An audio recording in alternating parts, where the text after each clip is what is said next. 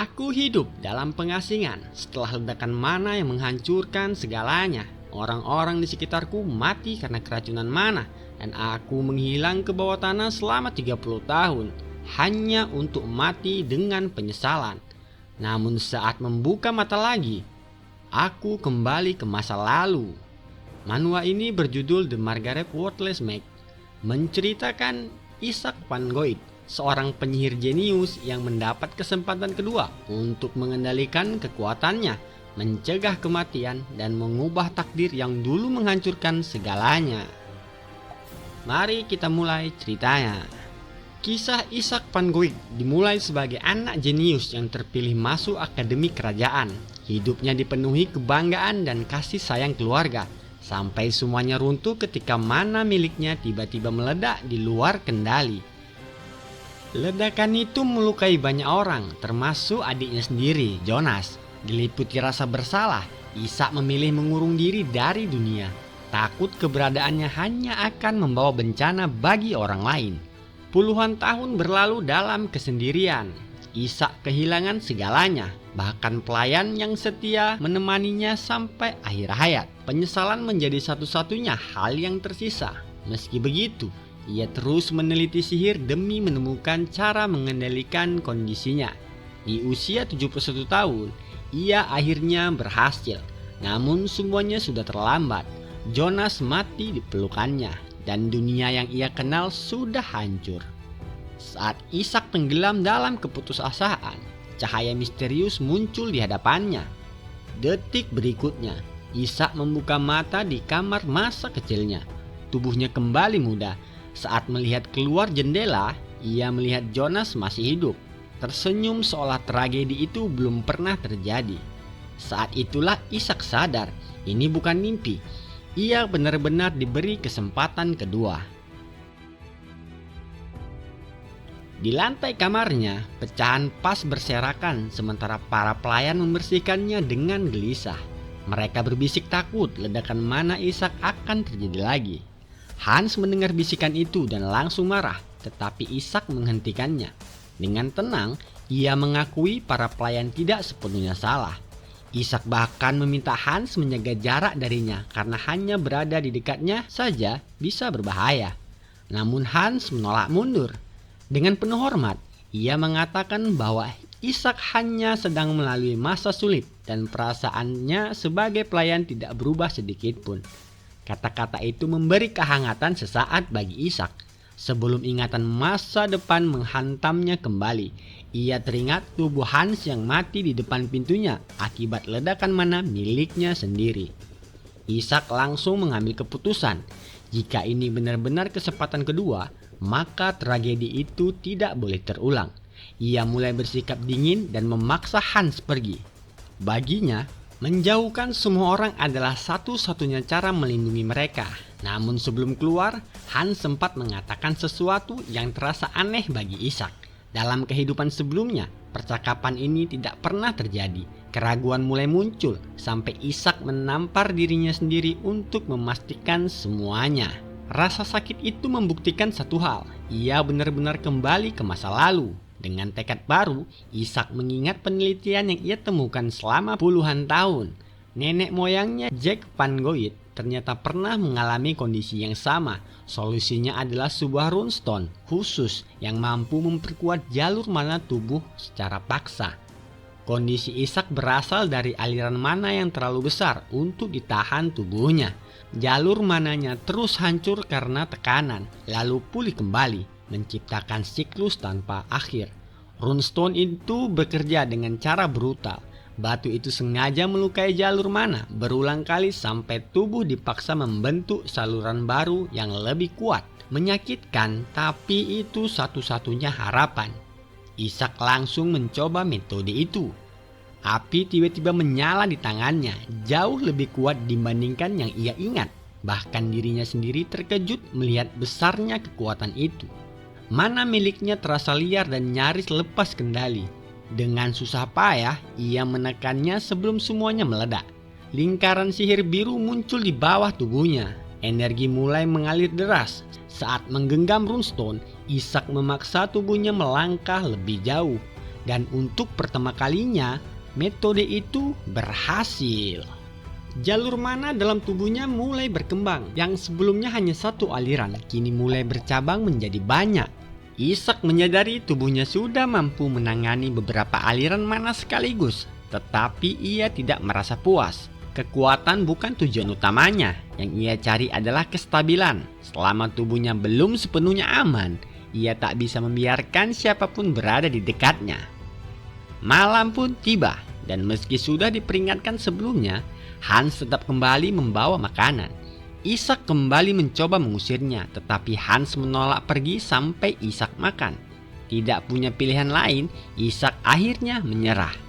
Saat memakan roti itu, Ishak langsung mengenali rasanya. Itu buatan pengasuh lamanya. Kenangan masa lalu kembali muncul, membuat suasana berubah. Hans lalu memberitahu bahwa putra sang pengasuh sedang sakit parah. Mendengar itu, Ishak langsung terdiam. Perasaan tidak enak mulai muncul dalam dirinya. Karena dalam ingatannya, sesuatu tentang kejadian ini terasa sangat salah. Dulu, wabah mematikan pernah menyebar di desa dan menyerang banyak anak-anak. Putra pengasuh itu menjadi salah satu korbannya, meninggalkan luka yang menghancurkan hidup ibunya selamanya. Ishak sadar satu hal, jika tidak bergerak sekarang, tragedi itu akan terulang lagi. Tatapannya langsung tertuju pada makanan di meja. Sebuah kecurigaan pun muncul. Mungkin sumber wabahnya berasal dari sesuatu yang baru dibawa ke desa. Ishak segera memanggil Hans dan mulai menghubungkan semua kejadian yang ia ingat.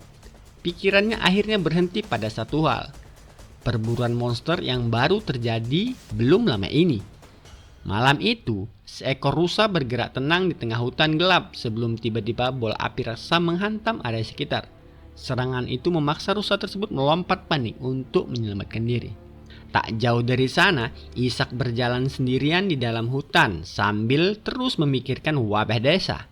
Setelah mencari informasi, ia akhirnya mengetahui detail monster yang pernah diburu di dekat desa, Black Ghost. Menurut saksi, makhluk itu dibawa oleh orang-orang dari menara sihir untuk penelitian. Bentuknya menyerupai laba-laba besar berbulu perak. Ishak langsung mengenalinya, Winter Spider. Kembali ke kamarnya, Ishak memeriksa buku monster dan menemukan fakta mengerikan. Winter Spider berkembang biak dengan sangat cepat dan membawa racun mana yang perlahan menghancurkan tubuh korbannya dari dalam. Gejalanya cocok dengan penyakit yang menyerang anak-anak desa. Tanpa membuang waktu, Ishak kembali ke hutan untuk mengumpulkan tanaman obat. Ia tahu ramuan itu hanya bisa meredakan gejala sementara. Satu-satunya solusi nyata adalah menghancurkan sarang laba-laba itu. Ia sempat mempertimbangkan meminta bantuan keluarganya, tetapi ayahnya sedang berada di benteng perbatasan. Sementara ibunya pergi mencari cara menyembuhkan kondisinya. Tidak ada waktu untuk menunggu.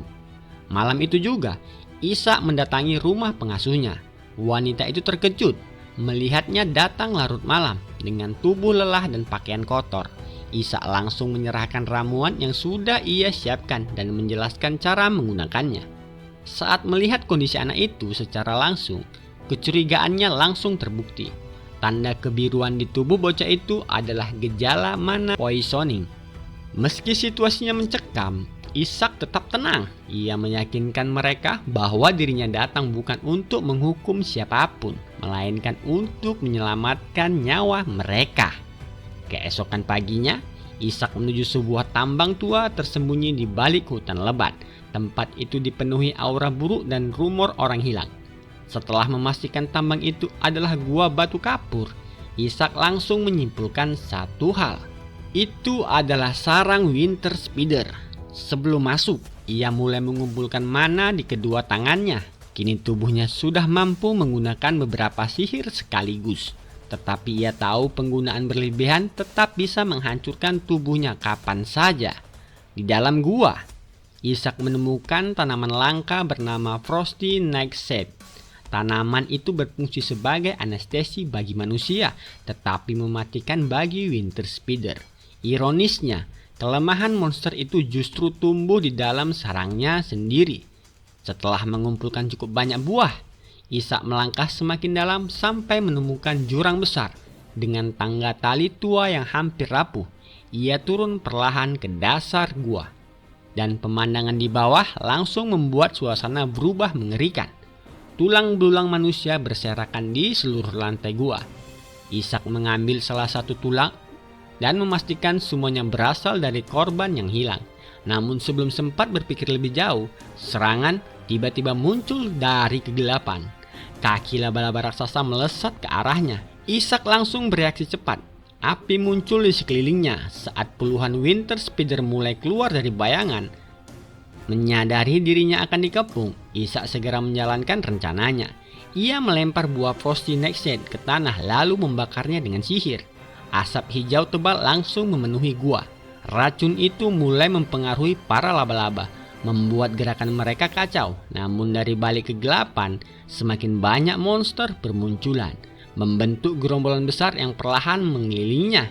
Ishak tetap berdiri diam di tengah kepungan, karena ia tahu pertarungan sebenarnya baru saja dimulai. Di tempat lain, suasana tegang juga mulai muncul di sebuah kantor mewah yang dipenuhi tumpukan buku.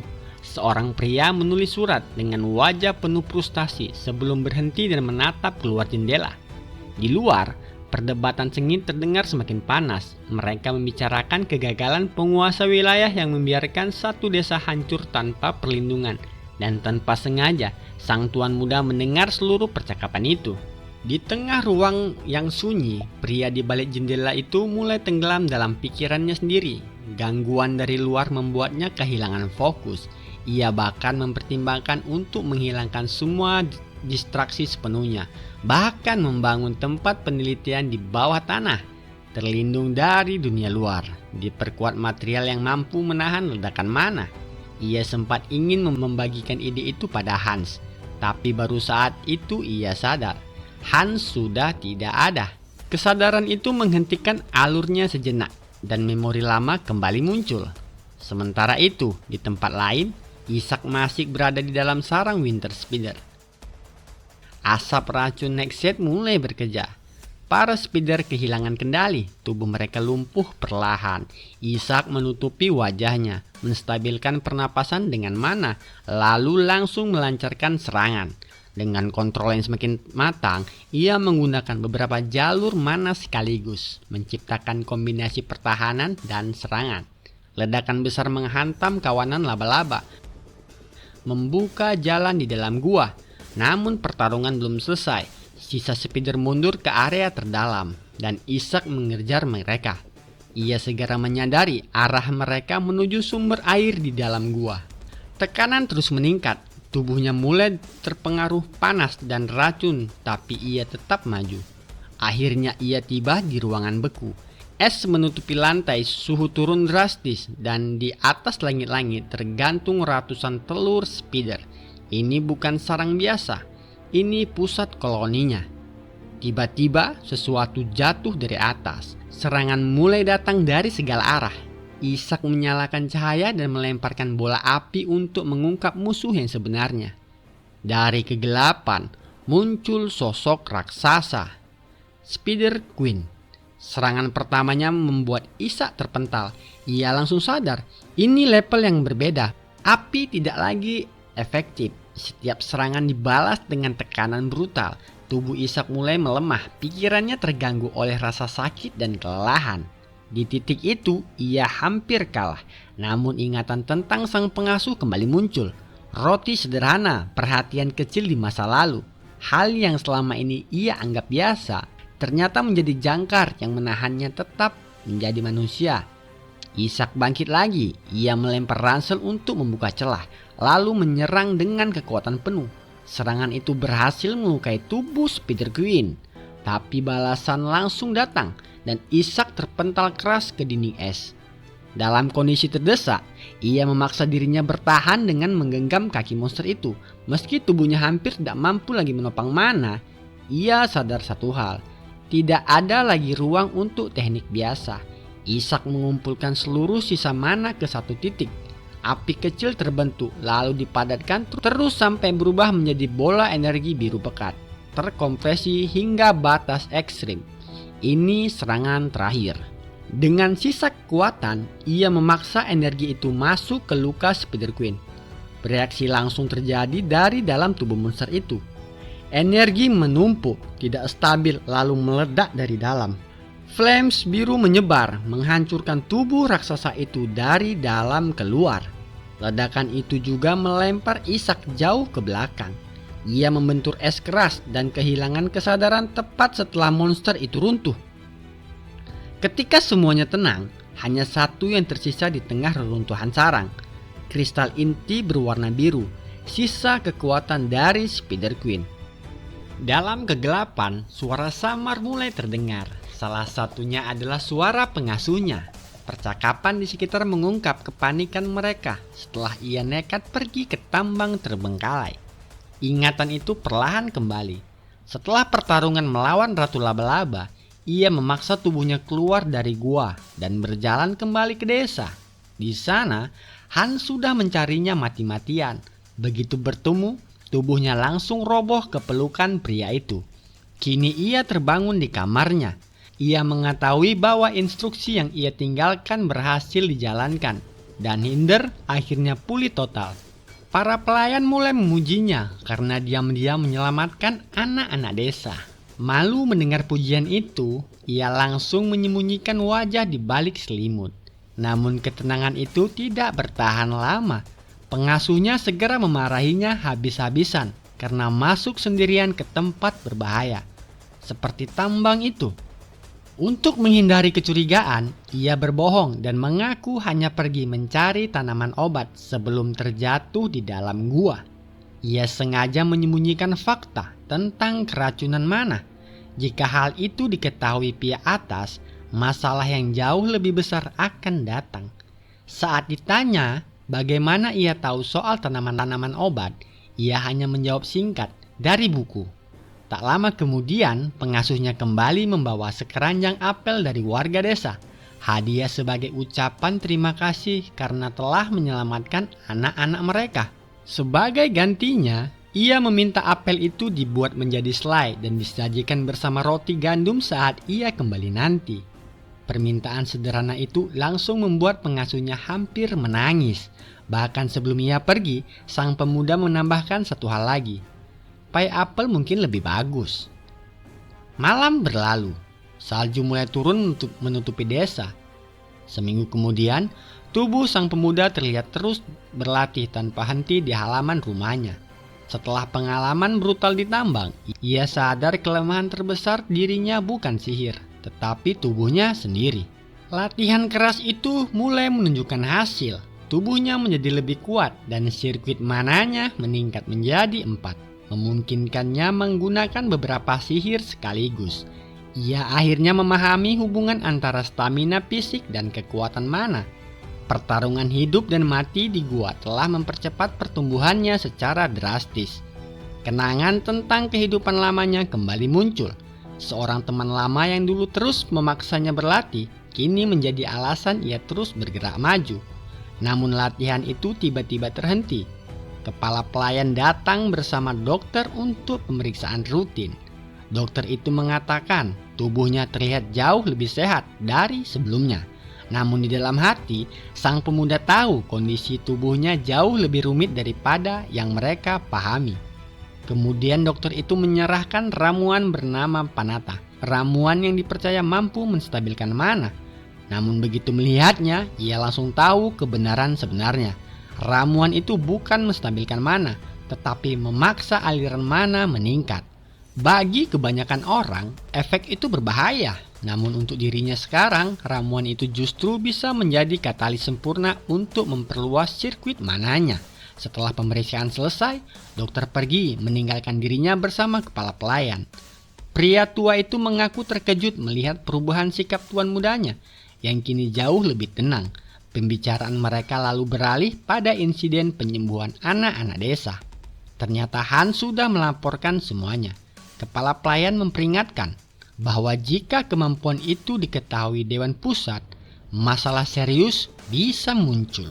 Untuk saat ini, ia memilih menutup mata, tetapi ia meminta lebih berhati-hati lain kali. Untuk pertama kalinya, Ishak mulai melihat sisi lain dari kepala pelayan yang selama ini terlihat dingin dan kaku. Pelayan itu ternyata benar-benar peduli padanya. Sebelum pergi, kepala pelayan menanyakan alasan latihan fisik ekstrim yang ia lakukan. Ishak menjawab dengan sederhana, tubuh yang kuat adalah dasar untuk mengendalikan mana. Penjelasan itu membuat kepala pelayan terdiam cukup lama. Di malam harinya, pria tua itu menulis laporan rahasia di kantornya. Ia memastikan bahwa tuan mudanya memang telah menyembuhkan anak-anak desa dan menyimpulkan bahwa anak itu mungkin memiliki bakat besar sebagai cendekiawan atau alkemis. Namun laporannya tiba-tiba terhenti. Seorang pelayan berambut merah bernama Rose masuk dengan wajah pucat penuh ketakutan. Salah satu maid menghilang. Dan itu bukan kejadian pertama. 3 gadis telah lenyap hanya dalam 2 bulan. Sementara para pelayan lain mencoba menganggap itu ulah bandit atau bahaya wilayah sekitar. Seorang maid bersikeras bahwa Anete tidak mungkin kabur begitu saja. Ia bekerja mati-matian demi membeli obat untuk ayahnya. Di saat yang sama, di sebuah tempat gelap yang tersembunyi, tubuh Anete terlihat terikat di lantai, tidak bergerak sama sekali. Seorang pelayan menanggapi hilangnya para maid dengan santai, menganggap mereka mungkin lelah bekerja dan kabur begitu saja. Ucapan itu langsung membuat kedua maid marah, terutama Rose. Namun pria itu malah tertawa kecil, lalu melontarkan teori yang jauh lebih mengerikan. Ia menyebut kemungkinan adanya sihir hitam di balik semua ini. Ia mengingatkan mereka bahwa keluarga tempat mereka bekerja adalah keluarga penyihir besar, lalu menyinggung kondisi putra tertua keluarga yang selama ini lemah dan sakit-sakitan. Para maid mulai takut bahwa gadis-gadis yang hilang dijadikan korban untuk sesuatu yang mengerikan. Rosa langsung membela tuannya dan menolak tuduhan itu mentah-mentah. Namun sebelum situasi memanas, sebuah suara tenang tiba-tiba muncul dari belakang. Ishak ternyata mendengar semuanya. Ekspresi santainya justru membuat pelayan itu langsung panik. Dengan nada dingin, Ishak meminta seluruh penjelasan. Di dalam kantor, pelayan itu akhirnya menceritakan semuanya. Hilangnya maid dimulai 2 bulan lalu dengan seorang gadis bernama Hill. Beberapa minggu kemudian Clara menghilang. Dan sekarang Anete menjadi korban berikutnya. Ishak mendengarkan dengan tatapan tajam. Saat ditanya apakah ia mengetahui penyebabnya, pelayan itu awalnya mengelak. Namun setelah diyakinkan bahwa ia tidak akan dihukum, pria itu akhirnya mengatakan isi pikiran yang sebenarnya. Ia menunjuk luka lebam di tubuh Hans sebagai bukti. Lalu secara halus menuduh bahwa tuan mudanya sendiri mungkin terlibat dalam hilangnya para maid. Detik itu juga suasana berubah. Pelayan yang baru saja menuduh Ishak langsung sadar dirinya telah melewati batas. Dengan tubuh gemetar, ia jatuh berlutut memohon ampun. Namun di luar dugaan, Ishak tidak menghukumnya. Ia justru menawarkan sebuah tugas. Jika pria itu bekerja sama, keselamatannya akan dijamin. Malam itu, Ishak duduk sendirian di kamarnya dan memanggil roh api kecil berwarna biru. Dalam nyala api itu, perlahan muncul wajah Rose dan Anete. Kenangan lama mulai kembali. Setelah Hans dan pengasuhnya pergi, hidupnya benar-benar hancur. Di masa itu, hanya Rosa dan Anete yang tetap berada di sisinya. Ia teringat pecahan ramuan di lantai, bercampur darahnya sendiri. Dalam kemarahan dan rasa sakit, ia dulu terus mengusir mereka. Namun kedua gadis itu tetap peduli padanya. Salah satunya terus memberinya harapan. Yang lain bahkan menawarkan dirinya untuk tetap menemani tanpa ragu sedikit pun. Kebaikan sederhana itu meninggalkan luka penyesalan yang dalam. Kini, setelah semuanya terlambat, ia sadar betapa berharganya mereka. Dengan tatapan serius, ia memadamkan api biru itu. Tak lama kemudian, pelayan tadi kembali membawa informasi baru. Ia mengaku mendapat kabar dari para pengemis bahwa para maid diculik kelompok perdagangan manusia yang menjanjikan kehidupan lebih baik kepada korbannya. Penjelasan itu terdengar masuk akal. Operasi sebesar itu memang membutuhkan uang, transportasi, dan perlindungan. Namun diam-diam, pelayan itu mulai menganggap tuan mudanya terlalu naif. Ia bahkan berani berbohong soal biaya informasi demi mengambil keuntungan pribadinya. Saat Ishak menawarkan hadiah tambahan dan meminta bantuannya lebih jauh, pria itu semakin yakin dirinya berhasil memanipulasi keadaan. Akhirnya, ia menawarkan diri untuk memandu langsung menuju kelompok penculik tersebut. Baginya, ini kesempatan emas, namun semuanya berubah dalam sekejap. Alih-alih memimpin operasi, pria itu justru terbangun di dalam sel penjara yang gelap dan kotor. Tubuhnya gemetar. Ia tidak mengerti bagaimana situasinya bisa berbalik secepat ini. Tadi semuanya berjalan sempurna. Ia berhasil membawa tuan muda keluar mansion menuju Burn City tanpa hambatan. Pertemuan dengan broker juga berjalan lancar. Seharusnya rencananya sukses, tapi sekarang justru dirinya yang dipenjara. Sementara Ishak tetap aman tanpa luka sedikit pun.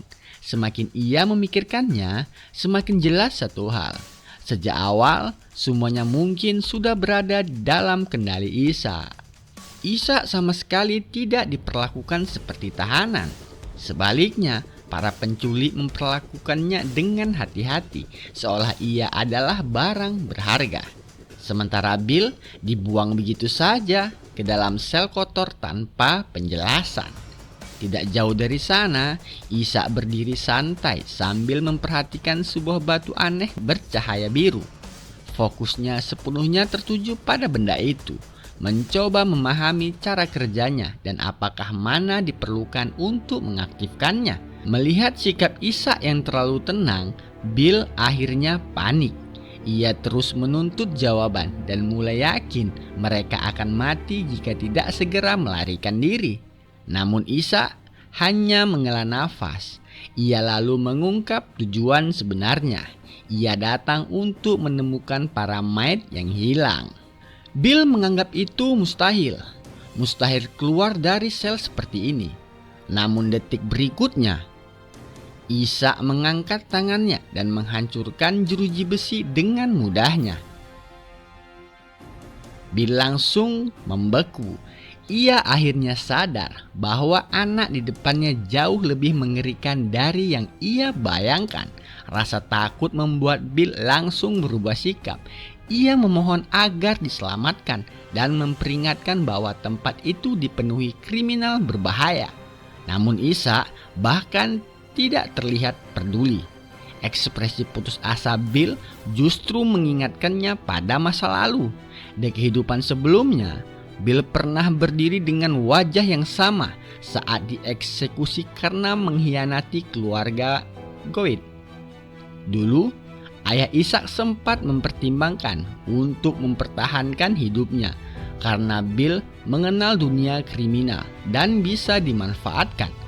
Tapi keserakahannya membuatnya menjual informasi rahasia dan kehilangan kepercayaan sepenuhnya. Kini Ishak akhirnya mengerti semuanya. Bill menggunakan koneksinya di dunia bawah untuk melacak mayat yang hilang. Ia juga berbohong soal uang perak yang katanya sudah habis. Lebih penting lagi, kelompok kriminal yang pernah bekerja dengannya kini berkembang menjadi organisasi perdagangan manusia yang jauh lebih besar dan berbahaya. Ishak langsung mengambil keputusan. Ancaman seperti ini harus dihancurkan sebelum menjadi lebih besar. Ia lalu memberikan sebuah surat pada Bill. Kesempatan terakhir untuk membuktikan dirinya masih berguna. Sementara itu, jauh di markas para bandit, pemimpin kelompok itu duduk sendirian di depan tengkorak manusia yang ditancapkan di kayu. Ia berbicara pada tengkorak itu seperti berbicara dengan ayahnya sendiri. Perilakunya jelas tidak normal.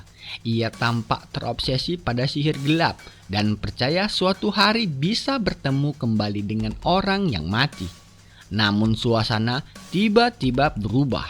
Saat diberitahu tidak ada lagi tawanan yang bisa melayaninya karena semuanya akan dijual, pria itu langsung menghancurkan kepala bawahannya tanpa ragu sedikit pun.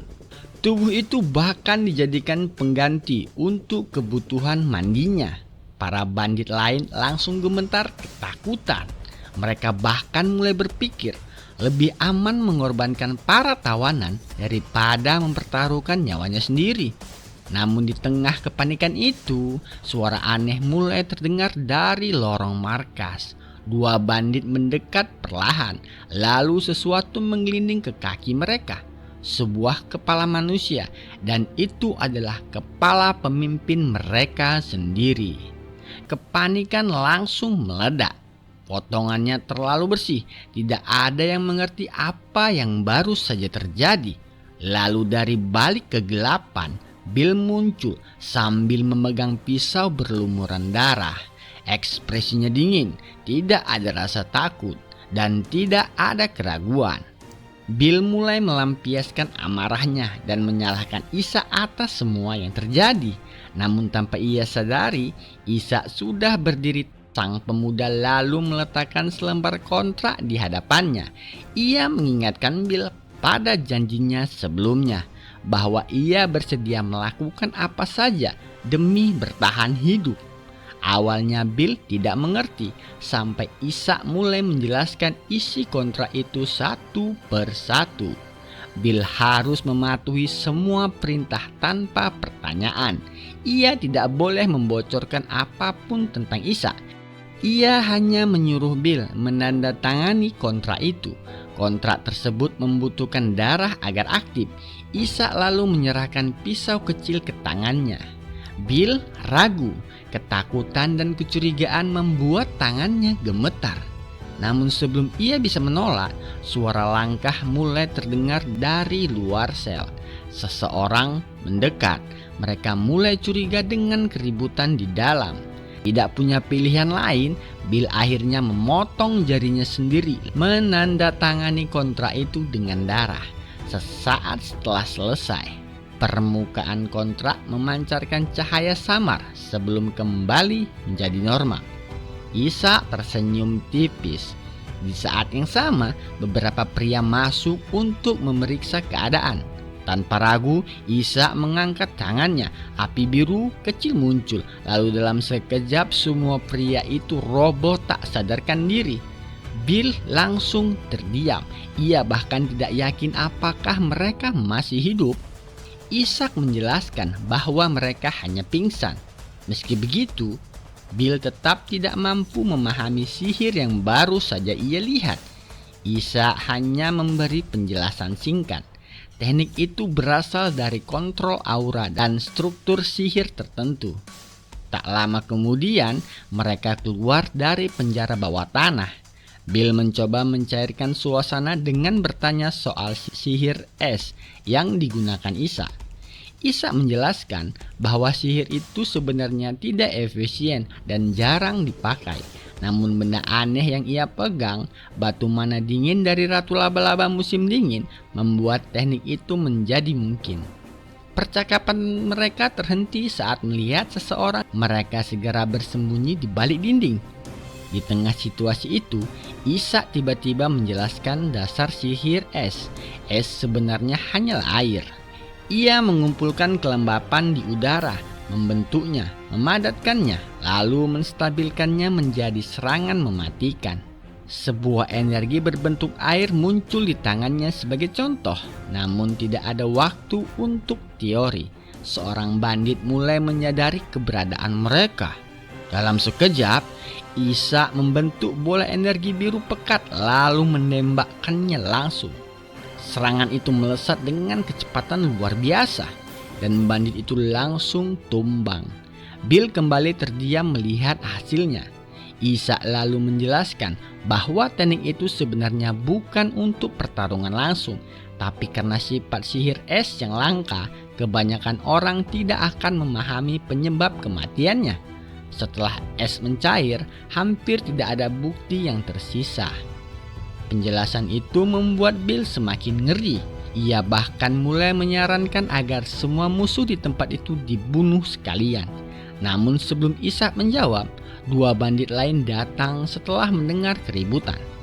Bill mengatakan bahwa membunuh mereka tidak akan mengubah apapun karena masih ada banyak orang lain. Ishak sama sekali tidak menanggapi. Ia langsung menyerang. Kedua pria itu roboh tak sadarkan diri dalam satu serangan. Bill akhirnya memberanikan diri dan berkata ia akan menangani musuh terakhir. Namun saat melihat siapa yang berdiri di depan mereka, tubuhnya langsung membeku. Pemimpin bandit itu sendiri. Aura pria itu sangat mengerikan. Bill langsung panik karena tahu reputasinya sebagai monster brutal dengan kekuatan fisik luar biasa. Tapi Ishak justru terlihat santai. Baginya, bertemu pemimpin itu sekarang hanya menghemat waktu. Ia langsung membentuk proyektil es tajam dan menembakkannya ke mata pria tersebut. Namun pemimpin bandit itu bereaksi sangat cepat. Ia bahkan mampu menahan serangan itu dengan tangan kosong. Bill hampir tidak percaya dengan kekuatan monster itu.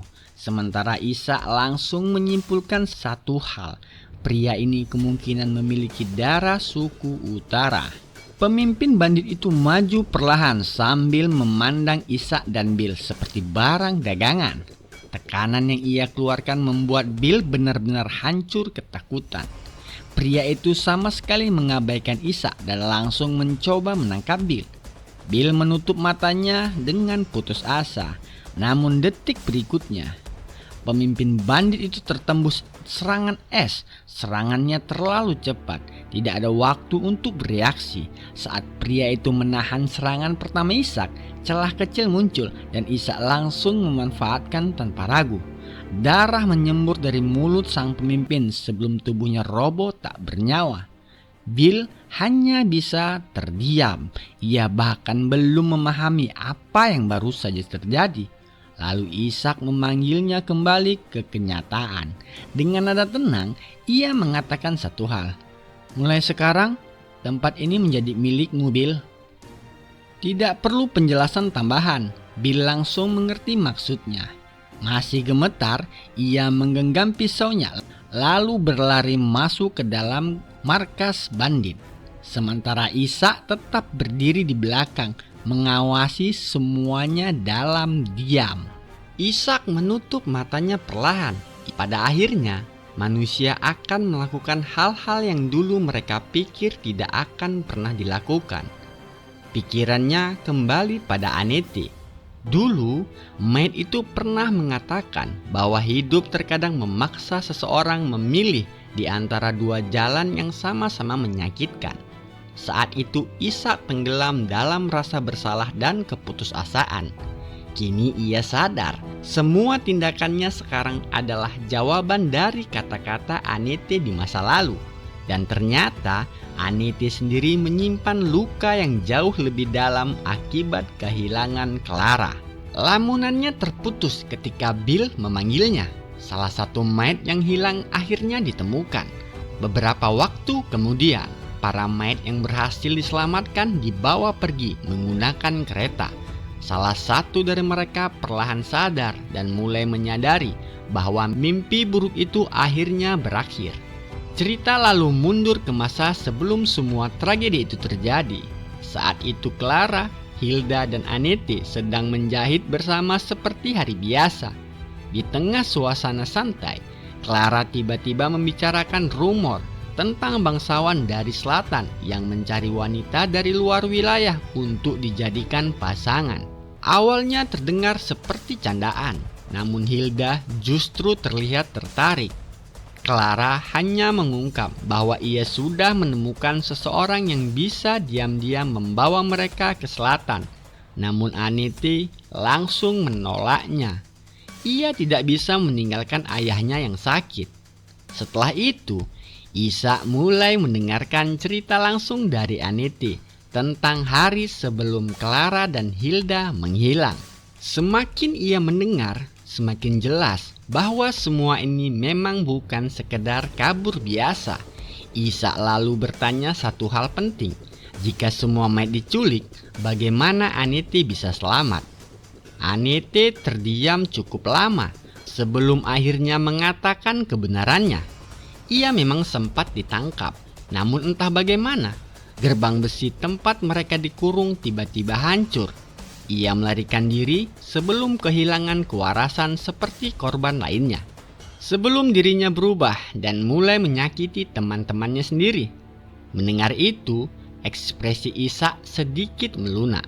Ia tahu Anete sedang memaksa dirinya mengingat trauma yang sangat buruk. Namun Anete ternyata masih mengingat detail lain. Saat mereka akhirnya dipulangkan ke mansion, Clara dan Anete merasa lega karena berhasil kembali hidup-hidup. Tapi Hilda berbeda. Tubuh gadis itu gemetar tanpa henti. Ia terus menggigit jarinya sendiri karena ketakutan. Seolah kembali ke mansion jauh lebih mengerikan daripada penculik itu sendiri. Ishak langsung menyadari ada sesuatu yang salah. Dan rasa takut Hilda jelas bukan takut hukuman biasa. Sebelum pembicaraan berakhir, Anete tiba-tiba tertawa. Ia mengingat rumor yang beredar di antara para maid. Katanya, satu-satunya alasan para bandit membebaskan mereka adalah karena Ishak. Anete sendiri menganggap itu mustahil, namun reaksi Ishak justru berubah kaku. Ia mulai sadar bahwa maid ini jauh lebih tajam dari yang terlihat. Anete lalu menunduk malu sambil mengakui satu hal. Menurutnya, satu-satunya orang yang benar-benar peduli pada maid seperti mereka hanyalah Ishak sendiri. Ishak langsung terdiam mendengarnya. Untuk sesaat, bahkan ia tidak tahu harus menjawab apa. Akhirnya ia hanya mengucapkan terima kasih singkat, lalu mengakhiri percakapan. Setelah Anete pergi, Ishak tersenyum. Ia baru menyadari sesuatu yang menarik. Anete mungkin memiliki bakat untuk mempelajari sihir. Beberapa waktu kemudian, suasana mansion mulai kembali normal. Para maid kembali bekerja seperti biasa. Namun bisik-bisik baru mulai menyebar.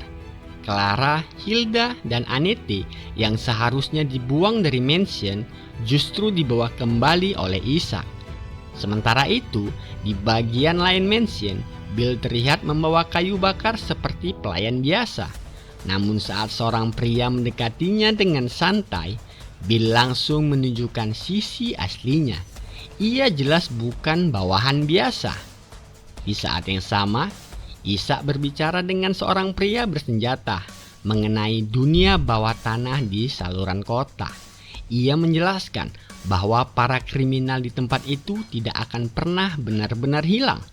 Kembali ke Bill, ia mulai sadar betapa berbahayanya posisinya sekarang.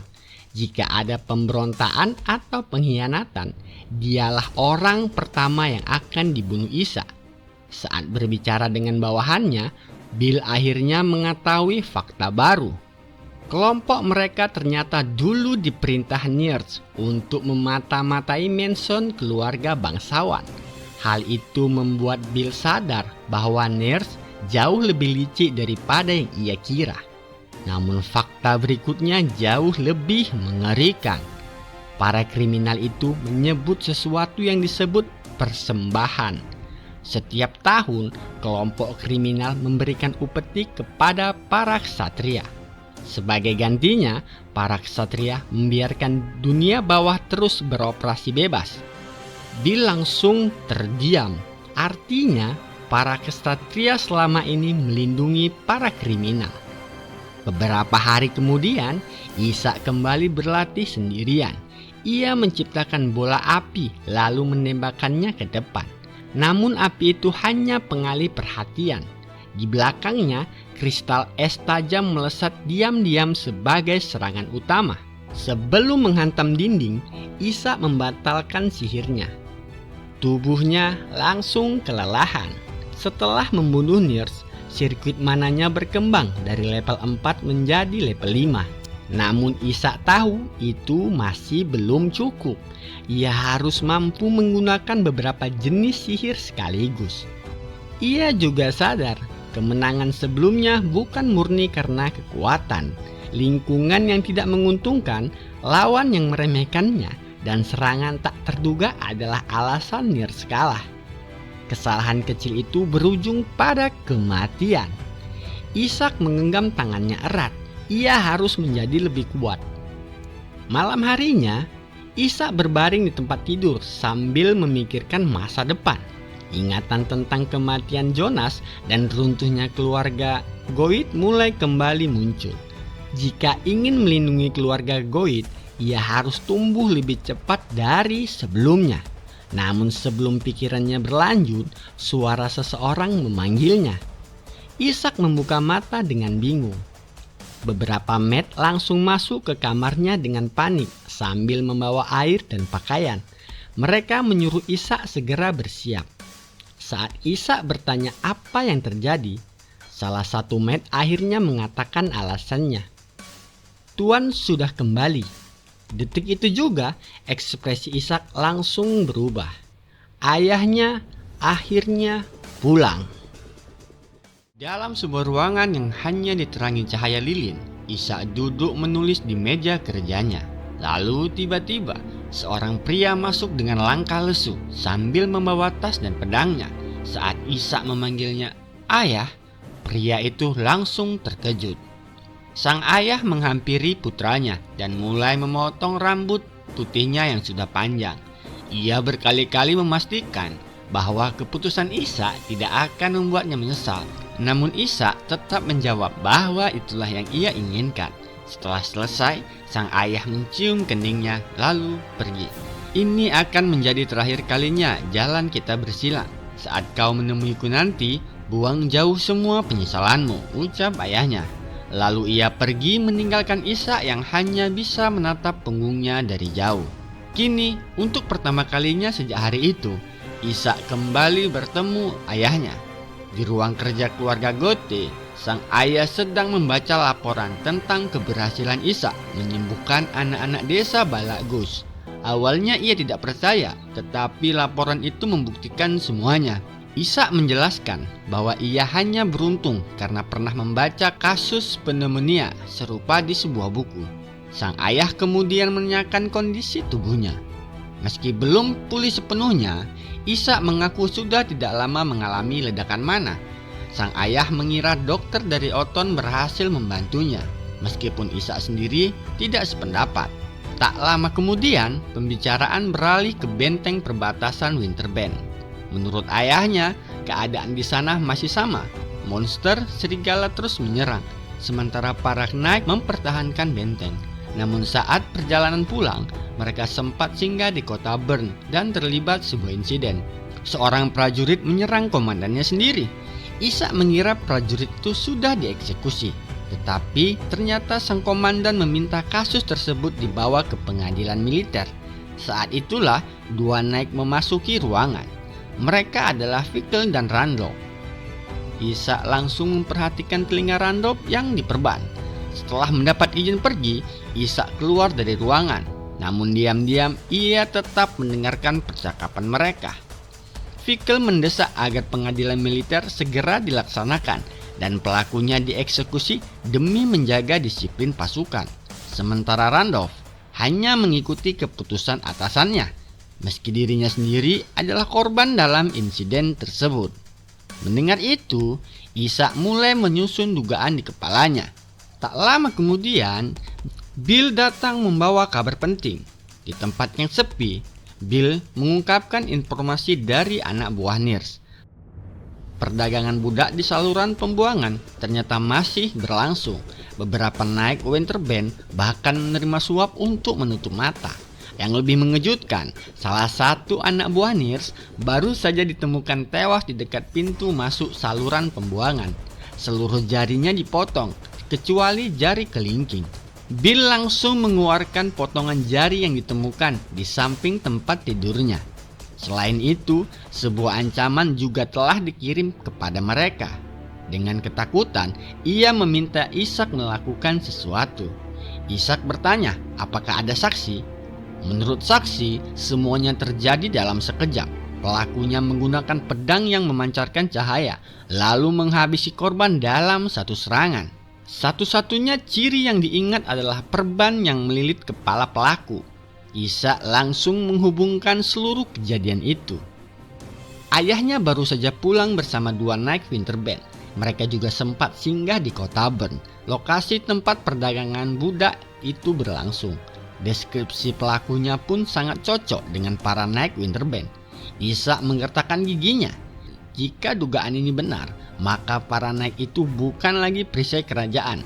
Mereka adalah penyakit yang harus diberantas.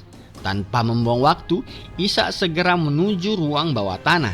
Ia ingin menemui tahanan hukuman mati yang dipenjara karena pemberontakan. Ishak turun ke ruang bawah tanah dengan satu tujuan. Ia ingin memastikan apakah para Night Winter Band benar-benar memiliki hubungan dengan Nirse. Jika ada seseorang yang mungkin mengetahui kebenaran itu, maka orang tersebut adalah tahanan yang dipenjara karena membangkang terhadap para Night. Di balik jeruji besi, seorang pria duduk dengan kepala tertunduk.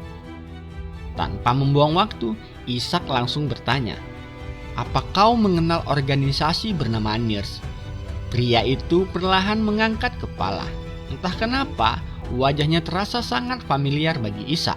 Ishak melanjutkan pertanyaannya, "Apa hubungan antara selokan itu dan komandan kompi Winter Band?" Pria tersebut bangkit dan berdiri, dan dengan langkah tenang, ia mendekati jeruji besi lalu menatap Ishak dari jarak dekat. "Aku hanya akan mengatakan sekali, aku tidak tahu apa-apa." Ishak terus memperhatikan. Semakin lama ia melihat wajah itu, semakin kuat rasa familiar yang muncul. "Siapa namamu?" "Carlson." Mendengar jawaban itu, Ishak justru tersenyum. Sekarang ia ingat. "Kyle," ucapnya. Pria itu langsung terkejut. Di kehidupan sebelumnya, Ishak mengenal nama Kyle saat perang saudara mengguncang kerajaan. Perang itu bermula dari perebutan tahta yang berakhir dengan pengkhianatan pangeran kedua. Sang pangeran membelot ke pihak kekaisaran dan menyebabkan pembantaian besar dalam upacara suksesi. Ketika kerajaan akhirnya jatuh, berbagai kelompok perlawanan mulai bermunculan. Salah satu pemimpin pemberontakan paling terkenal adalah seorang pria bernama Kyle. Pria yang saat ini berdiri di hadapannya. Ishak mengetahui sosok itu dari sebuah buku yang membahas para kriminal dan pemberontak paling terkenal di benua. Dari semua kisah dalam buku tersebut, bab tentang Kyle adalah yang paling menarik. Seorang jenius yang kelak dikenal sebagai Swordmaster ke-7 di benua. Dan setelah melihatnya secara langsung, Ishak memahami alasannya. Mana yang dimiliki Kyle jauh melampaui orang biasa. Ishak bahkan tidak bisa membayangkan seberapa kuat pria ini nantinya jika bakatnya berkembang sepenuhnya. Melihat Ishak yang tersenyum tanpa penjelasan, kemarahan Kyle semakin memuncak. Namun Ishak kembali melontarkan kalimat yang membuatnya terkejut. "Aku juga tahu kau putra Casson." Wajah Kyle langsung pucat. "Siapa sebenarnya kau?" tanyanya. Ishak memasukkan satu tangan ke dalam saku. "Kau bahkan tidak mengenali putra sulung keluarga Gothe, padahal kau pernah bertugas di Winter Band." Kyle menatapnya tajam. "Bagaimana kau bisa mengetahui semua itu? Atau kau datang untuk membunuhku?" Ishak terkekeh pelan. "Kau terlalu percaya diri. Aku tidak punya urusan dengan putra seorang tentara bayaran yang menghilang lebih dari 10 tahun. Kyle terus menatapnya, seolah masih mencoba memastikan bahwa anak di hadapannya benar-benar Ishak Gothe. Namun Ishak tidak tertarik membahas hal lain. "Aku hanya ingin tahu satu hal. Kenapa Komandan Kompi Winter Band terlibat dalam perdagangan budak?" Untuk pertama kalinya ekspresi Kyle berubah. Kemarahan di matanya memudar dan digantikan kesedihan yang sulit dijelaskan. Kyle membalikkan badan dan berjalan kembali ke sudut sel. "Jika kau benar-benar Tuan Muda Gothe, maka itu justru alasan yang lebih kuat bagiku untuk tidak menjawab." Ishak menghela napas. Reaksi itu sudah cukup menjadi jawaban. Kyle tahu sesuatu, dan sesuatu itu kemungkinan besar berkaitan dengan para Night Winter Band. Ishak mencoba satu kali lagi. Komandan Kompi bisa saja menuduhmu bekerja sama dengan Nirс.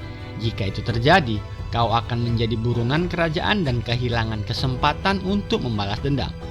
Namun Kyle tetap diam. Isa akhirnya menyerah. Kyle bukan tipe orang yang mudah dipancing atau dimanipulasi seperti Bill. Jika ia memilih diam, maka tidak ada yang bisa memaksanya bicara. Berarti Isa harus mencari cara lain. Ia akan memancing mereka keluar sendiri. Malam itu, langit dipenuhi bintang. Air menetes dari langit-langit lorong bawah tanah saat dua pria berjubah berjalan menyusuri saluran pembuangan.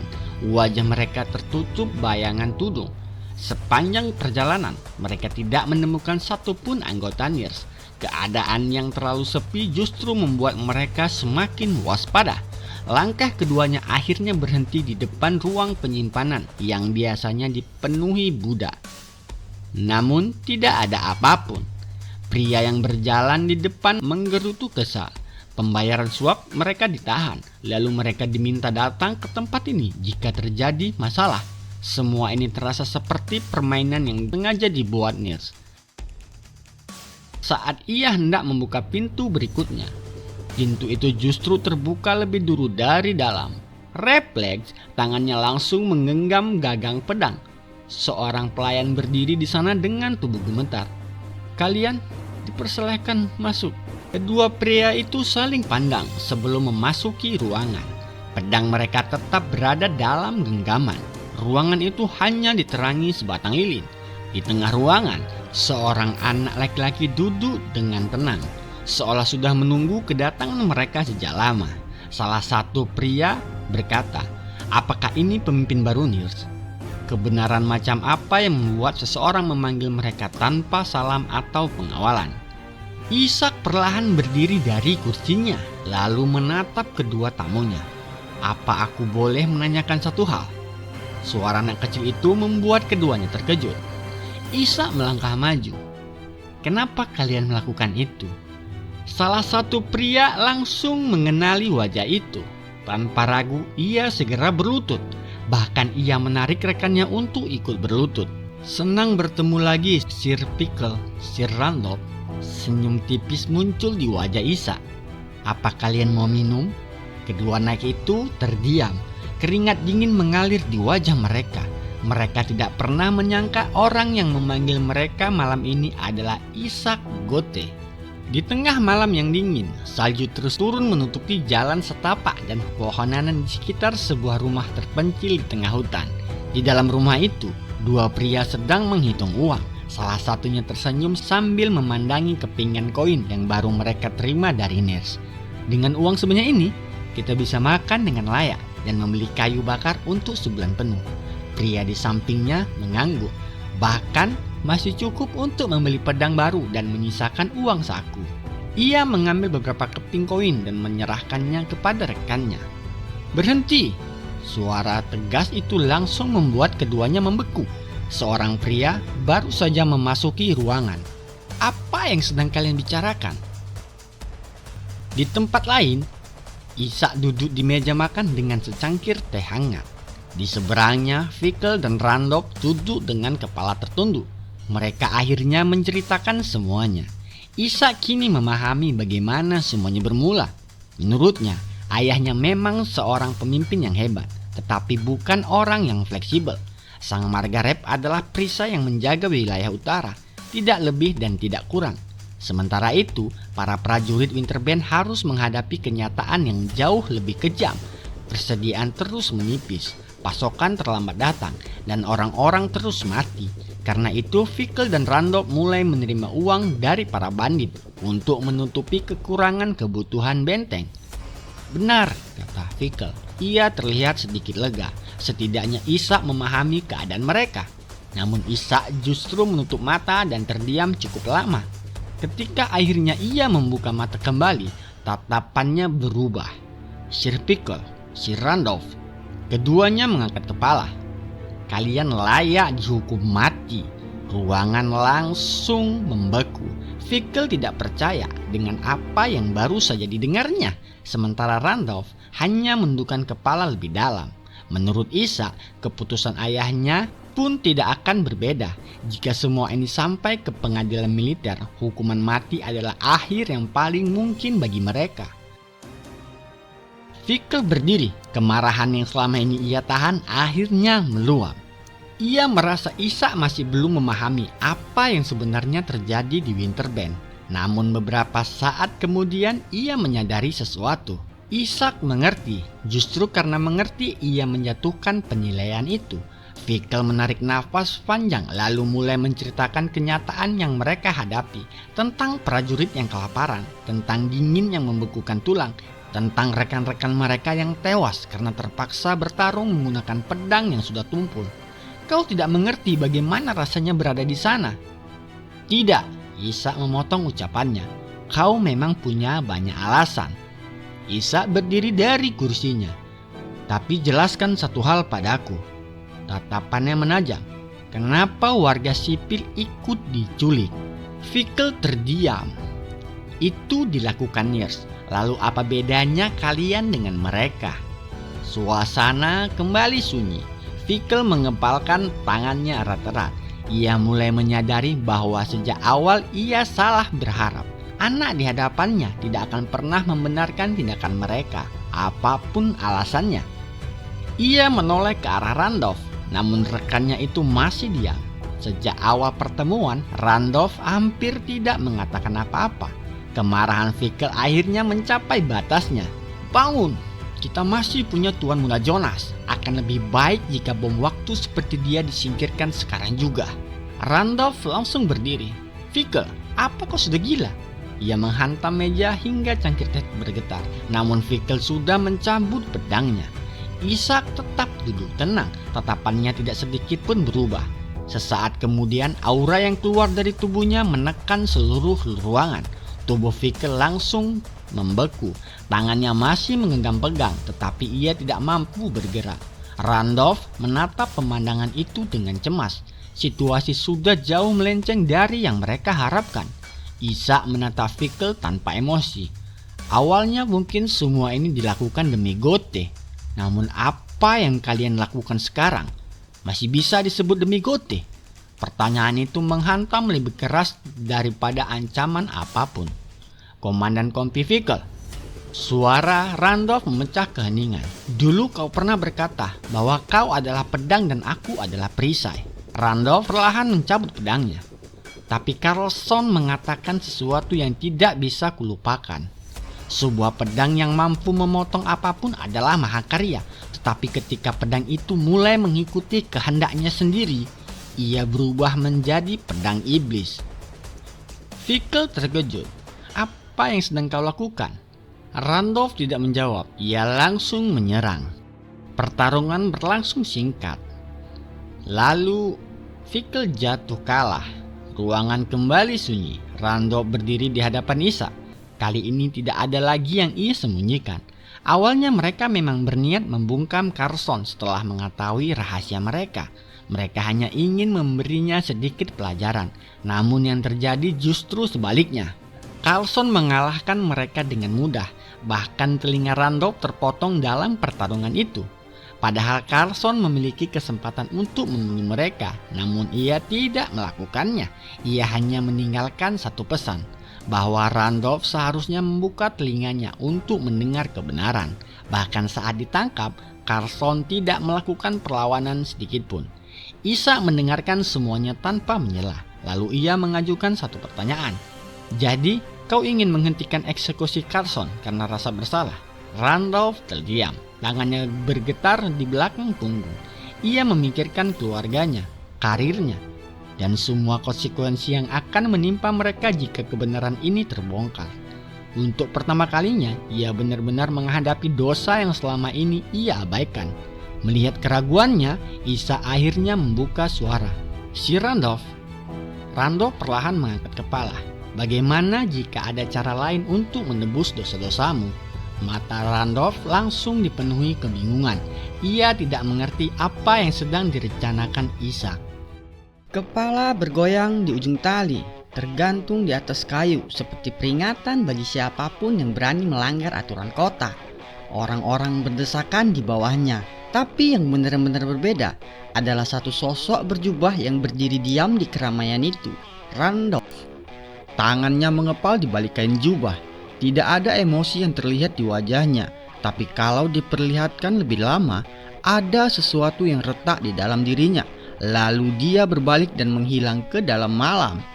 Di permukaan, ini terlihat seperti eksekusi seorang pengkhianat bernama Fickle. Masalah selesai. Kota kembali tenang. Tapi kenyataannya jauh lebih kotor dari itu. Fickle bukan hanya korban, dia adalah kambing hitam dari permainan yang jauh lebih besar. Dan permainan itu dimulai dari satu hal sederhana, uang yang tidak pernah cukup. Randolph dan Fickle sebelumnya berurusan dengan Nears. Uang suap mengalir, suplai dipaksa dicari dengan cara apapun. Tapi saat keserakahan mengambil alih, batas moral perlahan runtuh. Perdagangan gelap mulai terjadi, budak, kekerasan, bahkan tindakan yang seharusnya tidak pernah dilakukan di dalam wilayah bangsawan. Semua semakin liar, dan ketika situasi mulai tidak bisa dikendalikan, mereka mencoba satu langkah paling berbahaya, menjual Ishak keluar wilayah. Itu keputusan yang memicu sesuatu yang berbeda. Randolph akhirnya bergerak, bukan sebagai mitra, tapi sebagai eksekutor. Dan pada akhirnya, semua dosa itu ditumpahkan ke satu nama, yaitu Fickle. Malam itu, kota percaya mereka sudah melihat keadilan, tapi Randolph tahu sesuatu yang orang lain tidak tahu. Keadilan di sini bukan kebenaran, hanya pengaturan ulang cerita agar yang kuat tetap terlihat bersih. Beberapa jam kemudian, Ishak duduk bersama ayahnya di ruang keluarga. Suasananya tenang, cangkir teh hangat di atas meja kayu, tapi percakapan mereka jauh dari tenang. Topik mereka adalah sesuatu yang lebih besar dari eksekusi tadi malam. Masa depan keluarga Gote. Wilayah utara itu bukan tempat yang mudah. Tanah beku, sumber daya terbatas, dan semua bergantung pada satu sistem lama, pajak perisai dari kerajaan. Masalahnya, pajak itu terus menurun, dan itu perlahan mencekik mereka dari dalam. Ayah Ishak menjelaskan sejarah lama yang tidak pernah benar-benar mati. Seorang penyihir gila bernama Jack von Gote pernah menghancurkan ibu kota kerajaan. Dunia nyaris runtuh. Sejak saat itu, keluarga Gote tidak lagi dipandang sebagai bangsawan penuh. Mereka diturunkan, dibuang ke utara dan diawasi. Bahkan untuk sekedar berkembang, dianggap sebagai ancaman. Jadi mereka hidup dalam kondisi setengah mati. Cukup untuk bertahan, tidak cukup untuk tumbuh. Namun Ishak tidak menerimanya begitu saja. Dia melihat celah yang orang lain tidak lihat. Kalau kerajaan sendiri sedang melemah, kenapa keluarga Gote harus terus bergantung pada sistem yang sudah busuk? Kalimat itu membuat ruangan hening. Ayahnya menatapnya lama. Bahkan pengawal yang berdiri di sudut ruangan ikut terdiam, seolah baru sadar ada sesuatu yang salah dari cara mereka selama ini berpikir. Ishak tidak berhenti di situ. Dia mendorong lebih jauh. Masalahnya bukan mereka dilarang berkembang. Masalahnya mereka tidak pernah benar-benar mencoba cara yang benar untuk bertahan tanpa bergantung. Dan itu mulai mengubah suasana. Ayahnya berdiri, lalu berjalan ke arah jendela. Di luar sana, Ishak masih berbicara dengan Kyle seolah ini hanyalah diskusi biasa. Tapi di kepala sang ayah, sesuatu mulai retak. Memutus hubungan dengan gereja tua, itu bukan keputusan kecil. Itu bisa berarti dianggap sesat, bisa berarti konflik terbuka dengan kekuatan yang lebih besar dari mereka semua. Tapi, untuk pertama kalinya, ide itu tidak terdengar sepenuhnya gila. Beberapa hari kemudian, di selatan kota Bern, sebuah kereta kuda bergerak perlahan menembus hutan gelap. Tidak ada suara selain roda kayu yang menghantam tanah. Mereka berhenti di depan rumah tua. Seseorang sudah menunggu. Seorang pria berjubah berdiri dengan lampu di tangannya. Cahaya kuningnya tidak stabil, seperti sesuatu yang tidak seharusnya ada di tempat itu. Pertukaran kata terjadi. Kalimat-kalimat aneh seperti kode, mencium isi perut anak sapi hitam. Lalu balasan datang dari dalam kereta. Dan sukacita akan datang kepadamu. persembahkan itu untuknya. Tidak ada penjelasan, tidak ada pertanyaan, hanya kesepakatan yang sudah dipahami tanpa perlu dijelaskan. Pintu kereta pun dibuka. Dua pria berjubah turun, menyeret seorang anak laki-laki. Tangan anak itu terikat, separuh wajahnya ditutup. Dia tidak melawan, tapi matanya masih sadar. Pria dengan lampu itu mendekat. Ini bukan persembahan biasa. Dia mengangkat lampu lebih tinggi, mencoba memastikan. Dan saat cahaya mengenai wajahnya sendiri, terlihat jelas sesuatu yang salah. Bekas luka bakar mengerikan di satu sisi wajahnya, seolah dia sendiri sudah pernah dibakar oleh sesuatu yang lebih besar dari manusia. Tapi dia tidak peduli. Anak itu pun diperiksa, lalu dikonfirmasi. Cukup. Kalimat itu dingin. Dewi Api pasti akan menerimanya dengan senang hati. Pintu rumah tua pun terbuka. Seorang wanita tua muncul dari dalam. Tongkat di tangannya mengetuk lantai pelan. Dia tidak bertanya, hanya satu perintah singkat. Masuk. Tidak ada satupun yang menyadari bahwa anak yang mereka bawa itu mungkin bukan sekedar persembahan biasa. Dan di dalam rumah itu sesuatu sedang menunggu.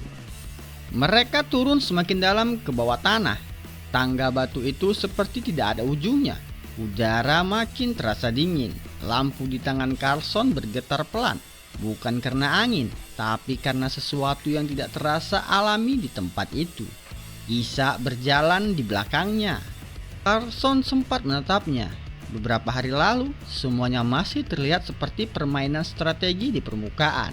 Ishak membiarkannya bebas, menyembunyikan masa lalunya, bahkan memberi janji bantuan untuk satu tujuan yang sangat personal, membunuh Viscount Klaus van Bothmer.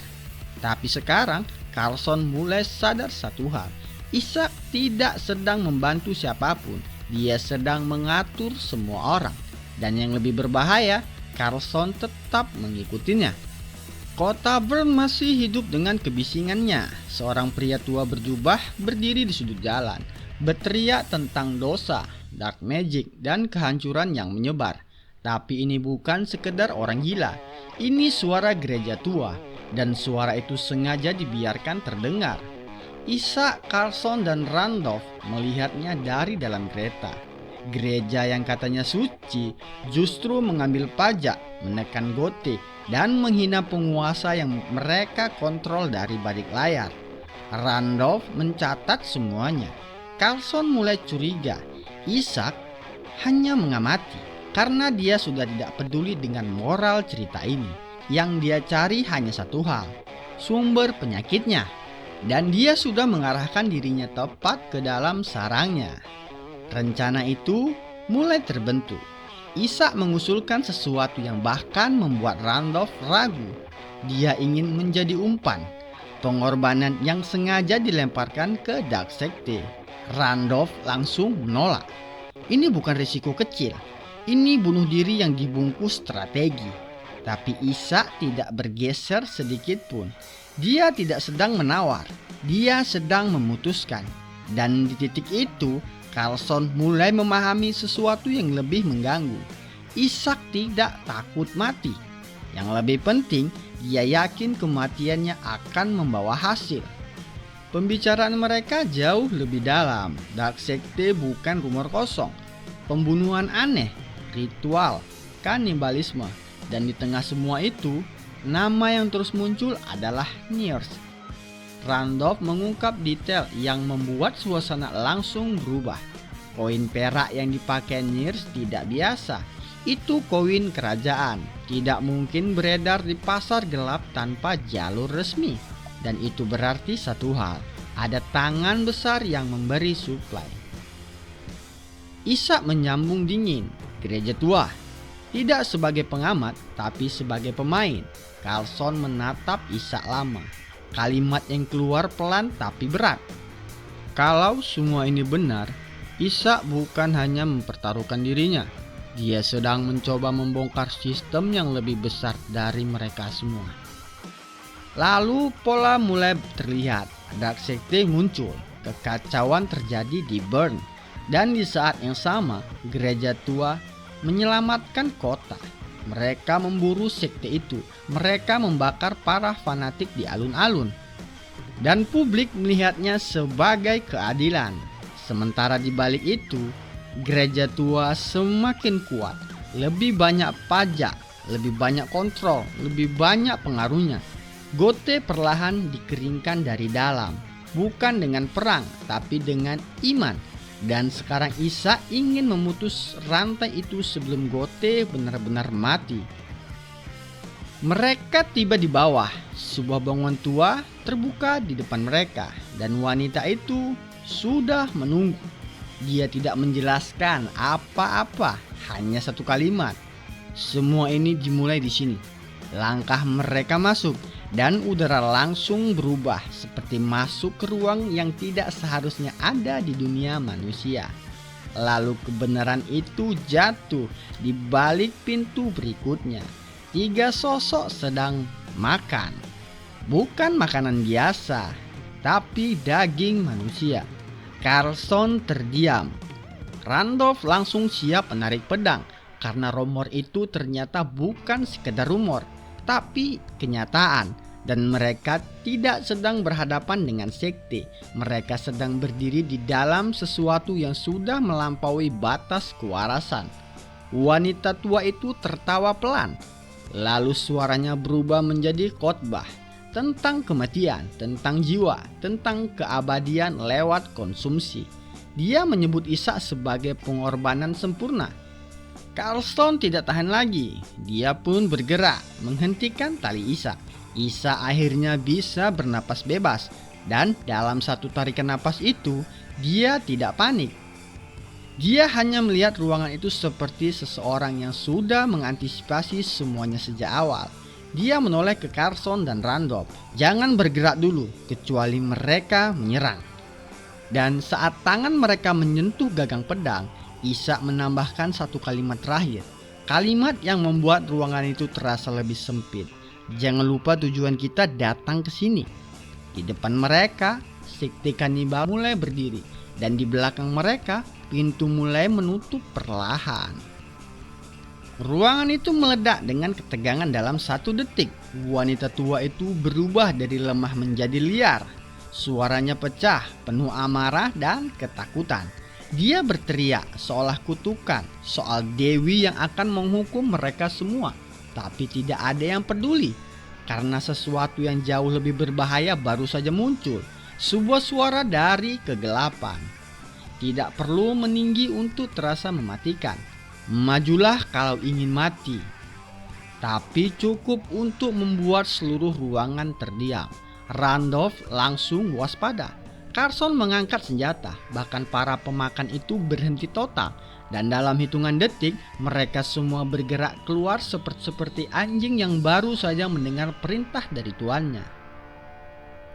Carlson hampir bereaksi, tapi Ishak langsung menghentikannya. Fokus, bersihkan tempat ini dulu. Karena Ishak tidak pernah mengejar efek dramatis, dia mengejar akar. Di sudut ruangan, wanita tua itu kini tidak lagi terlihat seperti pemimpin sekte. Matanya kosong, tangannya gemetar mencari sesuatu yang bahkan dia sendiri tidak yakin nyata. Dia menyebut nama suaminya, memohon dan menangis seperti semua keyakinan yang tadi dia teriakan sudah runtuh dalam 1 detik. Lalu Carlson mendekat, bukan untuk menyerang, tapi untuk memastikan dia masih manusia atau tidak. Dan Isa hanya mengamatinya. Lalu dia melakukan sesuatu yang berbeda. Dia berbicara, "Rumahmu di mana?" Jawaban itu membuka sesuatu yang lebih besar. Di daerah kumuh selatan Bern, rumah sederhana, biasa. Tapi ketika Isa, Carlson, dan Randolph masuk, mereka menemukan sesuatu yang tidak masuk akal. Koin perak bercap Royal Mint, kekayaan yang seharusnya tidak mungkin dimiliki orang seperti ini. Dan itu bukan bagian paling buruknya. Di bawah rumah itu ada ruang bawah tanah penuh dengan mayat, tertata seperti sisa eksperimen, seperti sesuatu sedang dipanen. Randolph langsung paham, Ini bukan sekte kecil, ini jaringan. Ishak tidak bereaksi berlebihan, dia hanya mengambil satu koin, melihat capnya, dan mengunci informasi itu di kepalanya. Karena ini bukan sekedar uang, ini jalur suplai kerajaan. Dan artinya satu hal, gereja tua tidak hanya mengontrol agama, mereka mengontrol ekonomi gelap juga. Lalu suara itu muncul lagi dari bawah. Seseorang masuk, seorang pendeta gereja tua, seolah dia datang ke rumah yang aman. Saudari, ritualnya berhasil. Dan dalam 1 detik semuanya berubah. Wanita tua itu hancur lagi, mengigau, menyebut iblis, menyebut kekerasan, menyebut kegagalan. Pendeta itu mulai kehilangan kesabarannya, tapi Ishak dan Randolph sudah mendengar cukup. Pendeta ini bukan tamu, dia bagian dari sistem, dan sekarang dia baru saja masuk ke perangkap tanpa sadar. Api mulai muncul di tangan pendeta, dan dia tidak akan meninggalkan saksi. Dia akan membakar semuanya, rumah, mayat, koin, dan rahasia. Tapi dia terlambat 1 langkah karena suara logam keluar dari belakang lehernya. Carlson sudah ada di sana dengan pedang di tenggorokan sang pendeta. Gerak sedikit saja, kepalamu lepas, ucap Carlson. Pendeta itu membeku, dan sebelum situasi bisa memburuk, Ishak turun dari atas loteng, seolah dia sudah menunggu momen ini sejak awal. Dia melihat pendeta itu, lalu menyebut nama yang seharusnya tidak dia tahu, Subdiakon Scipio. Pendeta itu langsung kaget, karena itu bukan nama yang sembarang orang bisa tahu. Pagi datang tanpa rasa damai. Pendeta itu sekarang sudah terikat.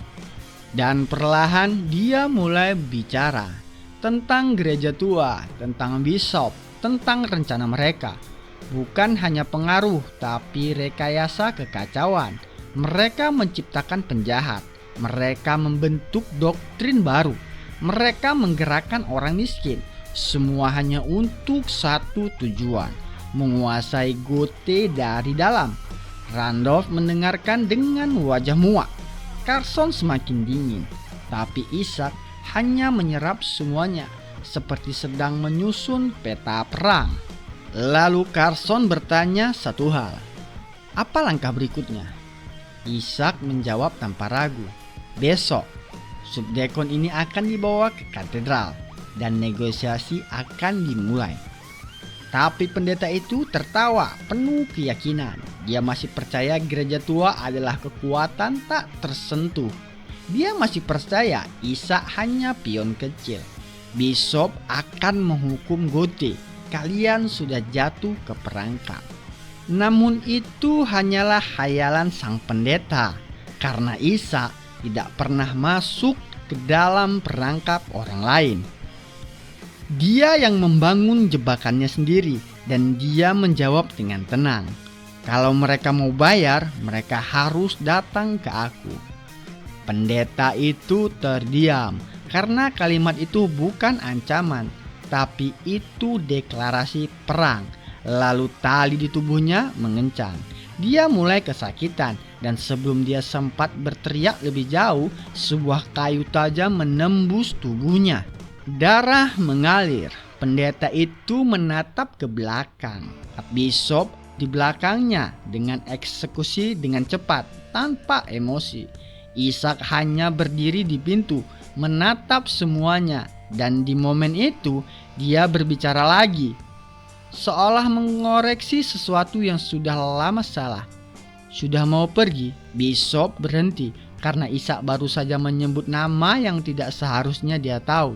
Nama yang bahkan gereja tua sendiri gunakan sebagai identitas tersembunyi, Bishop Leponius.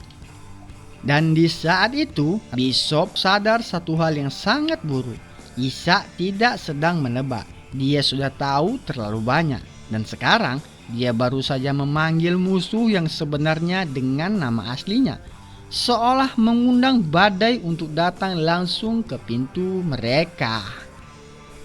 Malam itu langit dipenuhi bintang, namun di bawah cahaya tenang itu, sebuah pembantaian diam-diam akan segera dimulai.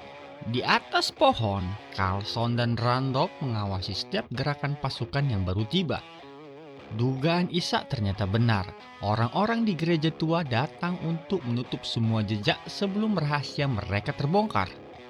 Randolph hanya bisa menghela napas. Selama ini, gereja memang menerima uang dalam jumlah besar dari Kniers. Ia dan Fickle tahu uang itu tidak bersih. Mereka hanya memilih berpura-pura tidak tahu. Dan keputusan itu kini telah menelan korban. Carlson menoleh. Jangan berpikir seperti Fickle. Randolph masih memiliki keluarga yang menunggunya pulang. Tidak ada ruang untuk keraguan lagi. Tatapan mereka kembali mengarah ke gerbang. 13 prajurit berjaga. Satu-satunya cara membuka jalan bagi Ishak adalah dengan menyingkirkan mereka semua. Sementara itu, di dalam bangunan tua, Bishop Liponis menatap Ishak dengan senyum tipis. Ia sama sekali tidak menyangka putra Margaret itu datang sendirian. Namun sebelum percakapan berlanjut, sebuah pasak kayu melesat lurus ke arah kepala Ishak. Ishak menghindar, pasak itu menancap dalam dinding batu. Liponis terus merapal mantra. Satu demi satu pasak bermunculan, berpindah posisi dengan teknik misterius yang berasal dari grimoire miliknya. Serangan datang dari segala arah, tetapi Ishak bahkan tidak perlu banyak bergerak. Setiap lintasan sudah ia baca sejak awal. "Aku heran," kata Ishak. "Kenapa kau terlihat seperti baru menemukan emas?" Lepenius tersenyum dingin. Katanya, ia memang sedang berduka atas kematian Diakon Silvio. Namun pada akhirnya Silvio tetap berguna, karena sebelum mati ia berhasil membawa benih kejahatan langsung ke hadapannya. Begitu kalimat itu selesai, gelombang pasak berikutnya kembali menghujani Ishak. Namun hasilnya tetap sama, tak satu pun berhasil mengenainya. Lepenius mulai menyadari sesuatu. Itu bukan sekedar refleks. Ishak bahkan mulai menggunakan ice magic untuk membelokkan setiap serangan dengan presisi. Melihat itu, wajah Bishop akhirnya berubah. Ishak hanya tersenyum tipis. "Mungkin aku memang sudah menjual jiwaku pada iblis."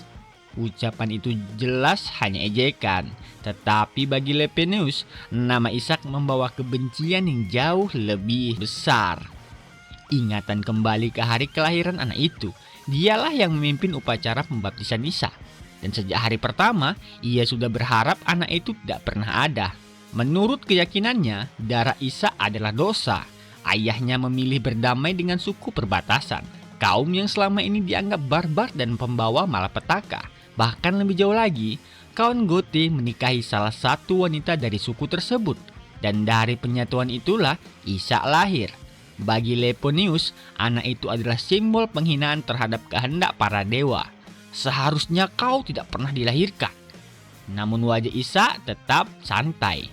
Ia tidak tersinggung, seolah kata-kata itu sama sekali tidak berarti. Lepenius lalu mengangkat salah satu pasaknya. Ia menjelaskan bahwa benda itu biasa digunakan dalam ritual pengorbanan para pemuja. Dan malam ini, Ishak akan menjadi persembahan berikutnya.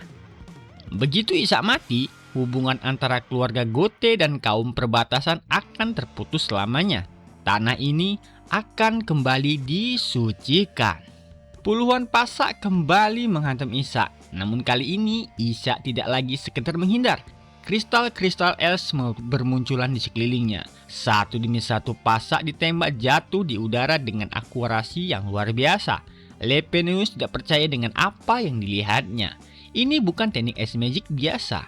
Presisinya hampir seperti seorang pendekar pedang. Dan tepat saat itu Ishak teringat seseorang, Lukas. Dulu, setiap hari mereka berlatih menggunakan pedang kayu. Lukas selalu menyerang tanpa ampun. Pada awalnya, Ishak bahkan tidak mampu menahan satu ayunan pun. Namun perlahan, sedikit demi sedikit ia berkembang. Saat Ishak memuji kemampuan Lukas, pria itu hanya tertawa. Menurutnya, dirinya hanyalah pendekar biasa. Justru Ishak yang memiliki sesuatu yang jauh lebih menakutkan. Bertahun-tahun hidup terkurung membuat Ishak kehilangan dunia luar. Tetapi sebagai gantinya, dunianya tumbuh di dalam pikirannya. Selama ribuan jam kesepian, ia terus membayangkan pertarungan, mengulang duel melawan Lukas berkali-kali, menyempurnakan setiap gerakannya, menciptakan sihir yang bahkan belum pernah berhasil ia rapalkan. Semua pengalaman itu memang tidak pernah benar-benar terjadi, namun bagi Isa semuanya terasa sama nyata. Dan sekarang seluruh latihan yang hanya hidup di dalam pikirannya mulai menjadi kenyataan. Pasak terakhir akhirnya hancur. Lepenius mulai kehabisan senjatanya. Isa memiringkan kepalanya. Hanya itu kemampuanmu. Untuk seorang bishop, kau terlalu bergantung pada Grimoire. Kalimat itu menusuk harga diri Lepenius. Wajahnya langsung memerah. Ia mengaku selama ini sengaja menahan Divine Power miliknya. Jika digunakan terlalu cepat, jejak kekuatan sucinya bisa terlacak. Tetapi sekarang, ia tidak punya alasan untuk menahan diri lagi. Grimoire dijatuhkan ke lantai. Lepenius mengangkat tangannya ke langit. Holy Fire! Cahaya suci langsung berkumpul. Sebuah bola api perlahan melayang di atas kepalanya. Aura panas memenuhi seluruh ruangan. Api pemurnian. Sihir suci yang menurutnya mustahil ditiru oleh seorang magi biasa. Isa berpura-pura terkejut. Itukah Holy Fire? Lepenius tertawa puas. Ia yakin kemenangannya sudah berada di depan mata. Namun, tawanya mendadak berhenti. Di atas telapak tangan Isa muncul bola cahaya yang sama. Bentuknya, warnanya, auranya bahkan lebih sempurna daripada milik sang bishop. Dan untuk pertama kalinya, Lepenius benar-benar kehilangan senyumnya. Api suci itu seharusnya menjadi simbol kekuasaan para dewa. Namun malam itu, kepercayaan Bishop Lepenius runtuh dalam sekejap. Ia menatap bola Holy Fire milik Isa dengan mata membelalak. Mustahil, seorang magi biasa tidak mungkin bisa meniru Divine Power. Tetapi Isa hanya tersenyum. Baginya, itu bukan mukjizat. Itu hanya menciptakan api biasa, lalu memadatkannya 2 kali dengan Parallel Magic. Sesederhana itu. Penjelasan tersebut justru membuat Lepenius semakin murka. Baginya, Isa bukan sekedar penyihir. Ia adalah penghinaan terhadap seluruh ajaran yang selama ini ia yakini. Amarah Bishop berubah menjadi histeria. Ia tidak mampu menerima kenyataan bahwa kekuatan luar biasa itu dimiliki oleh keturunan suku yang selama ini ia anggap hina. Puluhan tahun ia mengabdikan hidup demi memperoleh Holy Fire. Sementara Isa seolah mendapatkannya begitu saja. Tanpa doa, tanpa restu, tanpa dewa. Lepenius akhirnya menyerang. Holy Fire melesat, membawa panas yang mampu memurnikan apapun di hadapannya. Namun Isa tetap tenang. Jika Bishop berlatih selama puluhan tahun, maka Isa telah berlatih sepanjang hidupnya. Ia mengangkat satu jari. Api ungu berbentuk anak panah muncul di ujung jarinya. Detik berikutnya, ledakan cahaya memenuhi ruangan. Holy Fire milik Bishop hancur berkeping-keping. Serangan yang selama ini ia banggakan dipatahkan hanya dengan satu tebasan sihir. Keheningan memenuhi ruangan. Isa memandang Lepenius dengan tatapan iba, lalu ia mengucapkan alasan sebenarnya. Bishop harus mati. Bukan karena dendam, bukan karena kebencian, tetapi karena terlalu banyak melihat. Jika kabar bahwa Isa mampu menggunakan sihir tersebar, semua rencananya akan berakhir sebelum benar-benar dimulai. Isa kembali mengangkat telunjuknya. Api ungu melesat tanpa suara. Kilatan cahaya membelah ruangan. Sesaat kemudian, darah mulai memercik. Pertarungan itu resmi berakhir. Namun kemenangan itu tidak datang tanpa harga. Isa langsung terbatu hebat. Dadanya terasa seperti diremas. Mempertahankan sihir tingkat tinggi dengan tubuhnya yang sekarang masih terlalu berat. Saat itulah suara langkah kaki terdengar dari belakang. "Tuan muda!" Carlson akhirnya tiba. Di sampingnya, Randolph dipapah dengan tubuh penuh luka.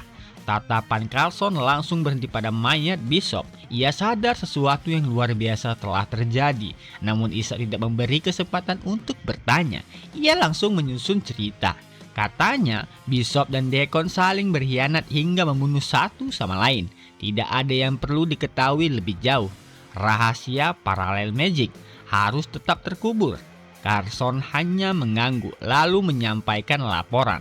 Seluruh paladin sudah disingkirkan, tetapi Randolph tidak berhasil kembali. Dengan napas terakhirnya, ia hanya memiliki satu permintaan.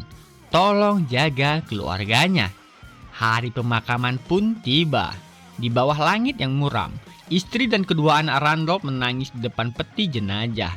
Tak jauh dari sana, Isaac dan Carlson hanya berdiri dalam diam.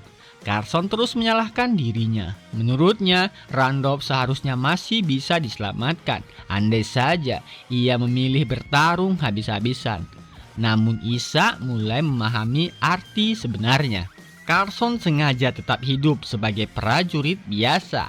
Ia menyembunyikan jati dirinya, menyembunyikan kekuatannya. Semua demi satu tujuan, balas dendam.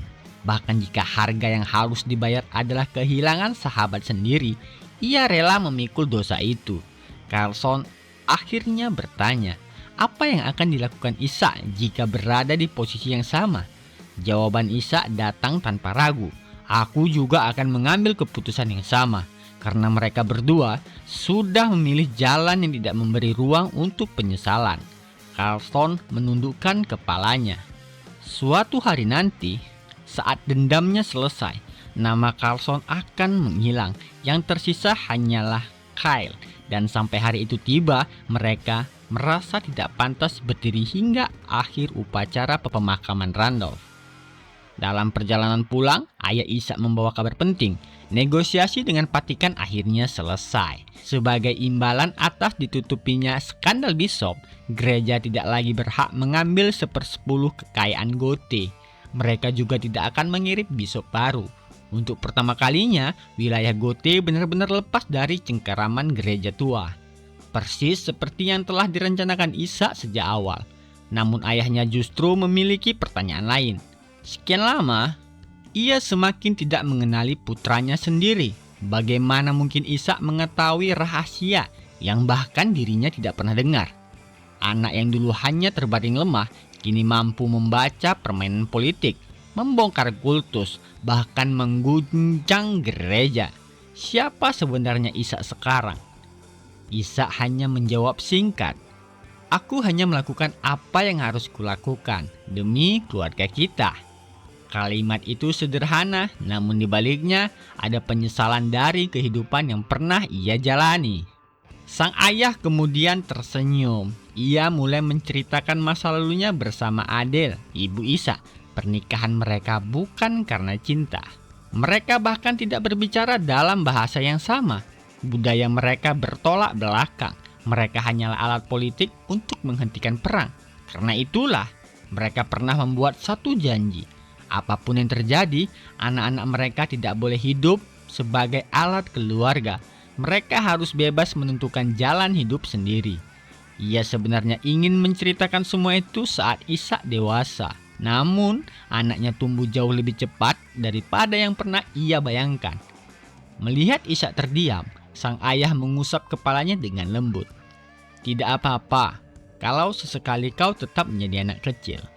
Untuk pertama kalinya setelah sekian lama, wajah Isaac benar-benar kehilangan kata-kata. Sementara itu, jauh di tengah hutan yang gelap, seorang bawahan berlari membawa sepucuk surat dari keluarga Gote. Surat itu langsung diserahkan kepada pemimpinnya. Namun pria tersebut bahkan tidak repot membacanya. Ia melemparkannya begitu saja ke dalam perapian. Api perlahan melahap seluruh isi surat. "Aku memang sedang butuh kayu bakar." Baginya, apapun yang dikirim Gote hanyalah sampah. Mereka tidak akan pernah menjadi penguasa tanah ini. Tanpa seorang pun menyadarinya, musuh berikutnya sudah mulai bergerak. Dan perang yang sesungguhnya baru saja akan dimulai. Keheningan di kediaman Gote akhirnya pecah. Setelah seluruh kekacauan berhasil diselesaikan, ayah Isaac memanggil Isaac dan Carlson ke ruang kerjanya. Ia puas, misi mereka berhasil dan sudah waktunya memberikan hadiah. Orang pertama yang ditanya adalah Carlson. Jawabannya membuat semua orang terdiam. Ia tidak meminta pangkat, tidak meminta jabatan. Padahal jika kembali ke Winterbend, ia hampir pasti diangkat menjadi komandan kompi. Namun Carlson menolak semuanya. Ia hanya ingin tetap berada di sisi Isaac. Baginya, menjadi pengawal Isaac jauh lebih penting daripada mengejar kehormatan. Isaac langsung menyetujuinya, karena tidak ada orang lain yang lebih bisa ia percaya. permintaan Carlson dikabulkan. Ia resmi menjadi pengawal pribadi Ishak, lengkap dengan hadiah 200 denarion.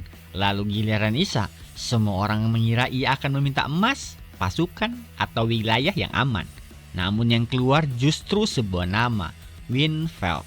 Ruangan itu langsung sunyi. Bahkan Carlson ikut menatap Ishak tanpa berkedip. Mengapa seseorang jenius meminta wilayah paling bermasalah? Pertanyaan itu terus menggantung. Beberapa hari kemudian, latihan pedang kembali dimulai. Ishak berusaha menahan setiap serangan Carlson, namun satu kesalahan kecil membuat tubuhnya kehilangan keseimbangan dan jatuh ke tanah. Carlson menggeleng pelan. Teknik Ishak memang terus berkembang. Gerakannya rapi, pertahanannya presisi, ritmenya bahkan sulit ditebak. Tetapi semua itu tertahan oleh satu kelemahan. Tubuhnya terlalu lemah, stamina Ishak belum mampu mengikuti kemampuan pikirannya. Meski begitu, Ishak justru meminta latihan diperkeras. Ia harus siap. Karena tujuan berikutnya adalah Winfeld. Saat Carlson bertanya apa sebenarnya rencana Ishak, jawabannya tetap sama. Belum saatnya kau tahu, tapi rencana ini akan membantumu membalas dendam. Kalimat itu cukup membuat Carlson berhenti bertanya. Latihan kembali berlanjut. Ishak mulai kehabisan napas. Tepat ketika ia lengah, Carlson tiba-tiba menyerbu dengan kecepatan penuh. Ishak berhasil menahan tebasan itu, namun belum sempat bernapas lega. Tendangan Carlson langsung menghantam dadanya. Tubuh Ishak terpental beberapa meter. Carlson segera menghampirinya. Dengan kemampuan seperti sekarang, Ishak tidak akan bertahan hidup di Winfeld. Namun Ishak hanya bangkit sambil tersenyum. Itulah alasan aku memintamu melatihku. Lalu, Carlson mengucapkan sesuatu yang tidak pernah diduga Ishak. Anda bisa menggunakan sihir. Suasana langsung berubah. Ishak terdiam. Ternyata Carlson sudah lama menyadarinya. Menurutnya, mustahil Deacon mampu membunuh Bishop sendirian. Ada sesuatu yang disembunyikan Ishak. Dan kini mereka berdua sama-sama memahami rahasia masing-masing. Tak seorang pun boleh mendengar percakapan itu. Karena jika rahasia Ishak bocor, bukan hanya dirinya yang berada dalam bahaya, seluruh keluarga Gote akan ikut terseret. Ishak memang bisa menyelesaikan banyak masalah dengan sihir, tetapi harga yang harus dibayar terlalu mahal. Tubuhnya memiliki kondisi yang sangat langka, sama persis dengan seseorang dari masa lalu. Jack Van Gote, magi kelas 10, penyihir terkuat dalam sejarah keluarga Gote, pria yang pernah membakar ibu kota kerajaan hingga menjadi legenda. Dia juga menderita mana rempik, namun berhasil bertahan hidup dengan mengumpulkan artefak dari seluruh benua. Carlson kini mulai menghubungkan semuanya. Ishak memiliki penyakit yang sama, dan sekarang ia bahkan sudah mampu menggunakan sihir. Itu berarti ia mungkin sedang mengikuti jejak Jack. Ishak memejamkan mata, ia tahu persis konsekuensinya. Jika keluarga kerajaan atau para bangsawan mengetahui keberadaannya, mereka tidak akan tinggal diam. Ishak bisa dijadikan senjata politik atau dibunuh sebelum menjadi ancaman. Rahasia itu harus tetap terkubur, apapun resikonya. Ishak kembali mengangkat pedangnya, lalu menatap Carlson. Apa kau menyesal bergabung dengan keluarga Gote? Jawaban Carlson datang tanpa ragu. Iya. Ishak sedikit terkejut, namun Carlson melanjutkan. Aku memang menyesal, tapi aku tidak pernah menoleh ke belakang. Yang akan menyesal nanti justru Anda, Tuan Muda. Belum sempat Ishak mencerna maksudnya, Carlson kembali menyerang tanpa aba-aba. Pedang mereka kembali beradu. 1 bulan berlalu, kereta Ishak melaju menuju Winfeld. Kali ini, ia pergi diam-diam tanpa berpamitan kepada Hans. Di sepanjang perjalanan, pikirannya terus kembali pada pertarungan melawan Bishop. Satu menggunakan Violet Flames, ia bisa merasakan tubuhnya hampir mencapai batas. Ia memang semakin kuat, namun kendali atas mana Rempik masih jauh dari sempurna. Sedikit saja kesalah perhitungan, tubuhnya sendiri bisa menjadi musuh paling mematikan. Karena itulah Ishak memilih satu prinsip, lebih baik terluka daripada mati. Perjalanan mereka akhirnya memasuki wilayah Winfeld, tanah yang dulu berada di bawah kekuasaan keluarga Fickle, tempat yang tercemar darah demonic beast.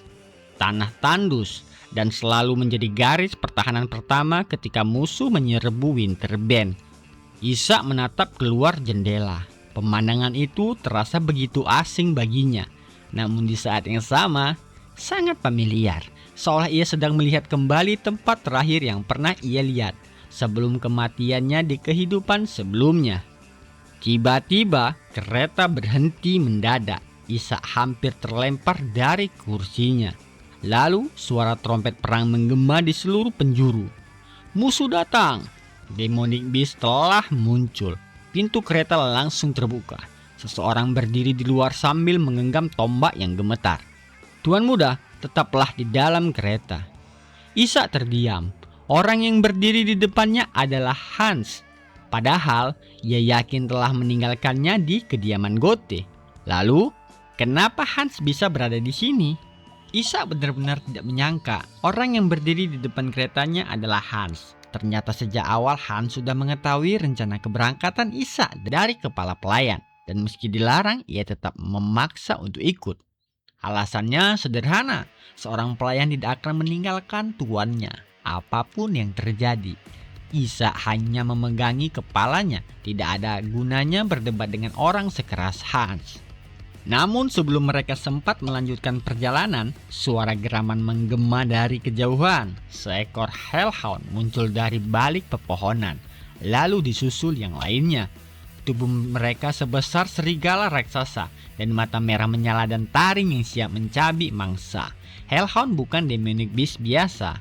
Mereka cukup cerdas untuk mengabaikan para prajurit. Target pertama mereka selalu orang yang paling lemah. Dan saat itu mangsa mereka hanya satu, kereta Ishak. Para pengawal langsung membentuk formasi, sementara Hans terdiam di depan pintu kereta. Monster itu berlari semakin cepat. Tanah bergetar, jarak mereka tinggal beberapa langkah. Hans masih terpaku. Ishak tidak punya pilihan, ia langsung menarik tubuh Hans menjauh. Namun ledakan dahsyat menghantam kereta. Suara kayu patah bercampur pecahan kaca memenuhi udara. Kereta hancur dalam sekejap. Si Claire langsung menutupi tubuh Ishak dengan badannya sendiri, sementara balok-balok kayu runtuh di atas mereka. Beberapa detik tidak terdengar apapun, hanya ada debu dan keheningan. Ishak perlahan membuka matanya. Hal pertama yang ia lakukan bukan memeriksa dirinya, ia langsung mencari Hans. Hans! Tidak ada jawaban. Jantung Ishak mulai berdegup semakin cepat. Ia tidak sanggup kehilangan orang lain lagi. Lalu sebuah suara pelan terdengar dari balik reruntuhan. Saya di sini, tuan muda. Hans muncul sambil memegangi kepalanya yang berdarah. Anehnya, ia masih sempat tersenyum. Melihat itu, Ishak langsung menghampirinya. Sebuah tamparan keras mendarat di wajah Hans. Hans justru tertawa. Ia tidak menyangka tuan mudanya bisa memukul sekuat itu. Sementara Ishak hanya mengepalkan tangan. Matanya mulai memerah. Ia berlutut tanpa mengucapkan sepatah kata pun. Hans segera memegang bahunya dan justru meminta maaf karena telah membuat Ishak khawatir. Langkah kaki mendekat. Carlson muncul dengan pedang yang masih meneteskan darah. Kalian tidak apa-apa? Ishak mengangguk lalu bertanya tentang hellhound yang lain. Carlson menjelaskan bahwa prajurit Winfeld datang tepat waktu. Pertempuran sudah selesai, namun ketika Ishak melihat mereka, ia langsung menyadari sesuatu yang aneh. Para prajurit itu bertarung tanpa baju jirah. Tubuh mereka dipenuhi darah dan mereka tertawa sambil membantai demonic beast. Bukan karena gila, tetapi karena perang bagi mereka adalah kesenangan. Si Claire kemudian memperkenalkan pemimpin mereka, Komandan Camp Winfeld, Bessemer. Sebagian besar prajurit di bawahnya berasal dari suku petarung, dan Bessemer adalah orang yang paling mencerminkan sifat mereka. Ia berjalan santai sambil memanggul kapak raksasa. Di tangan satunya masih tergenggam kepala Hellhound yang baru dipenggal seolah itu bukan apa-apa. Si Claire mencoba membuka percakapan. Ia bertanya apakah surat dari keluarga Gauthier sudah diterima. Ekspresi Bessemer sudah menjadi jawabannya. Surat itu kembali dibuang tanpa pernah dibaca.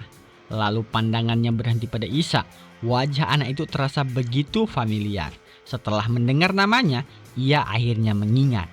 Isa, keponakan dari saudara iparnya. Anak itu kini sudah tumbuh besar. Tak lama kemudian, si Claire menjelaskan tujuan kedatangan mereka. Mulai hari ini, Isa adalah penguasa baru Winfeld. Ia datang untuk memeriksa wilayahnya sendiri, sekaligus mengambil alih tanggung jawab yang dulu berada di tangan Fickle. Namun, saat mendengar nama Fickle meninggal, wajah Bessemer tetap datar. Tidak ada kesedihan, seolah kematian itu sama sekali tidak berarti. Beberapa saat kemudian, tatapan Bessemer kembali mengarah kepada Isa. Lalu ia tertawa. Bukankah ini anak yang terkena kutukan itu? Si Claire langsung membentaknya, namun Bessemer sama sekali tidak peduli. Ia terus menghina Isa di depan semua orang. Menurutnya, tempat ini adalah medan perang, bukan tempat mengasuh anak cacat. Kalau Isa masih ingin hidup, lebih baik segera pulang. Setelah mengatakan itu, ia berbalik pergi. Heh, suara Isa menghentikan langkahnya. Kalau kau mengusirku, camp ini akan musnah. Bessemer berhenti. Perlahan ia menoleh. Isa berdiri dengan tenang. Tatapannya sama sekali tidak goyah. Karena Wolf King akan segera datang. Kalimat itu membuat suasana berubah. Bessemer langsung meledak. Menurutnya, anak kecil seperti Isa tidak tahu apapun tentang medan perang. Dalam sekejap ia mengayunkan kapaknya. Mata kapak itu berhenti tepat di atas kepala Isa. Katanya, Wolf King sudah berkali-kali ia cincang dengan kapaknya. Tidak perlu anak kecil mengajarinya. Namun Isa sama sekali tidak bergerak. Ia hanya mengucapkan dua kata. Turunkan senjatamu. Lalu memanggil satu nama. Carlson. Dalam sekejap, pedang Carlson sudah menempel di leher Bessemer. Begitu cepat, sampai sang komandan bahkan tidak sadar kapan pengawal itu bergerak. Untuk pertama kalinya, senyum Bessemer menghilang. Isa kemudian mendorong perlahan kapak yang berada di atas kepalanya. Tatapannya tetap dingin. Aku tidak peduli kau percaya atau tidak. Tapi siapapun yang menghalangi usahaku melindungi wilayah ini, akan kusingkirkan. Keheningan menyelimuti seluruh camp. Beberapa detik kemudian, Bessemer justru tertawa keras. Kini ia mengerti. Meskipun tubuh Isa lemah, darah kedua orang tuanya tetap mengalir di dalam tubuhnya. Isa menatap balik tanpa gentar. Aku adalah Isa van Gauthier, pewaris darah Adele.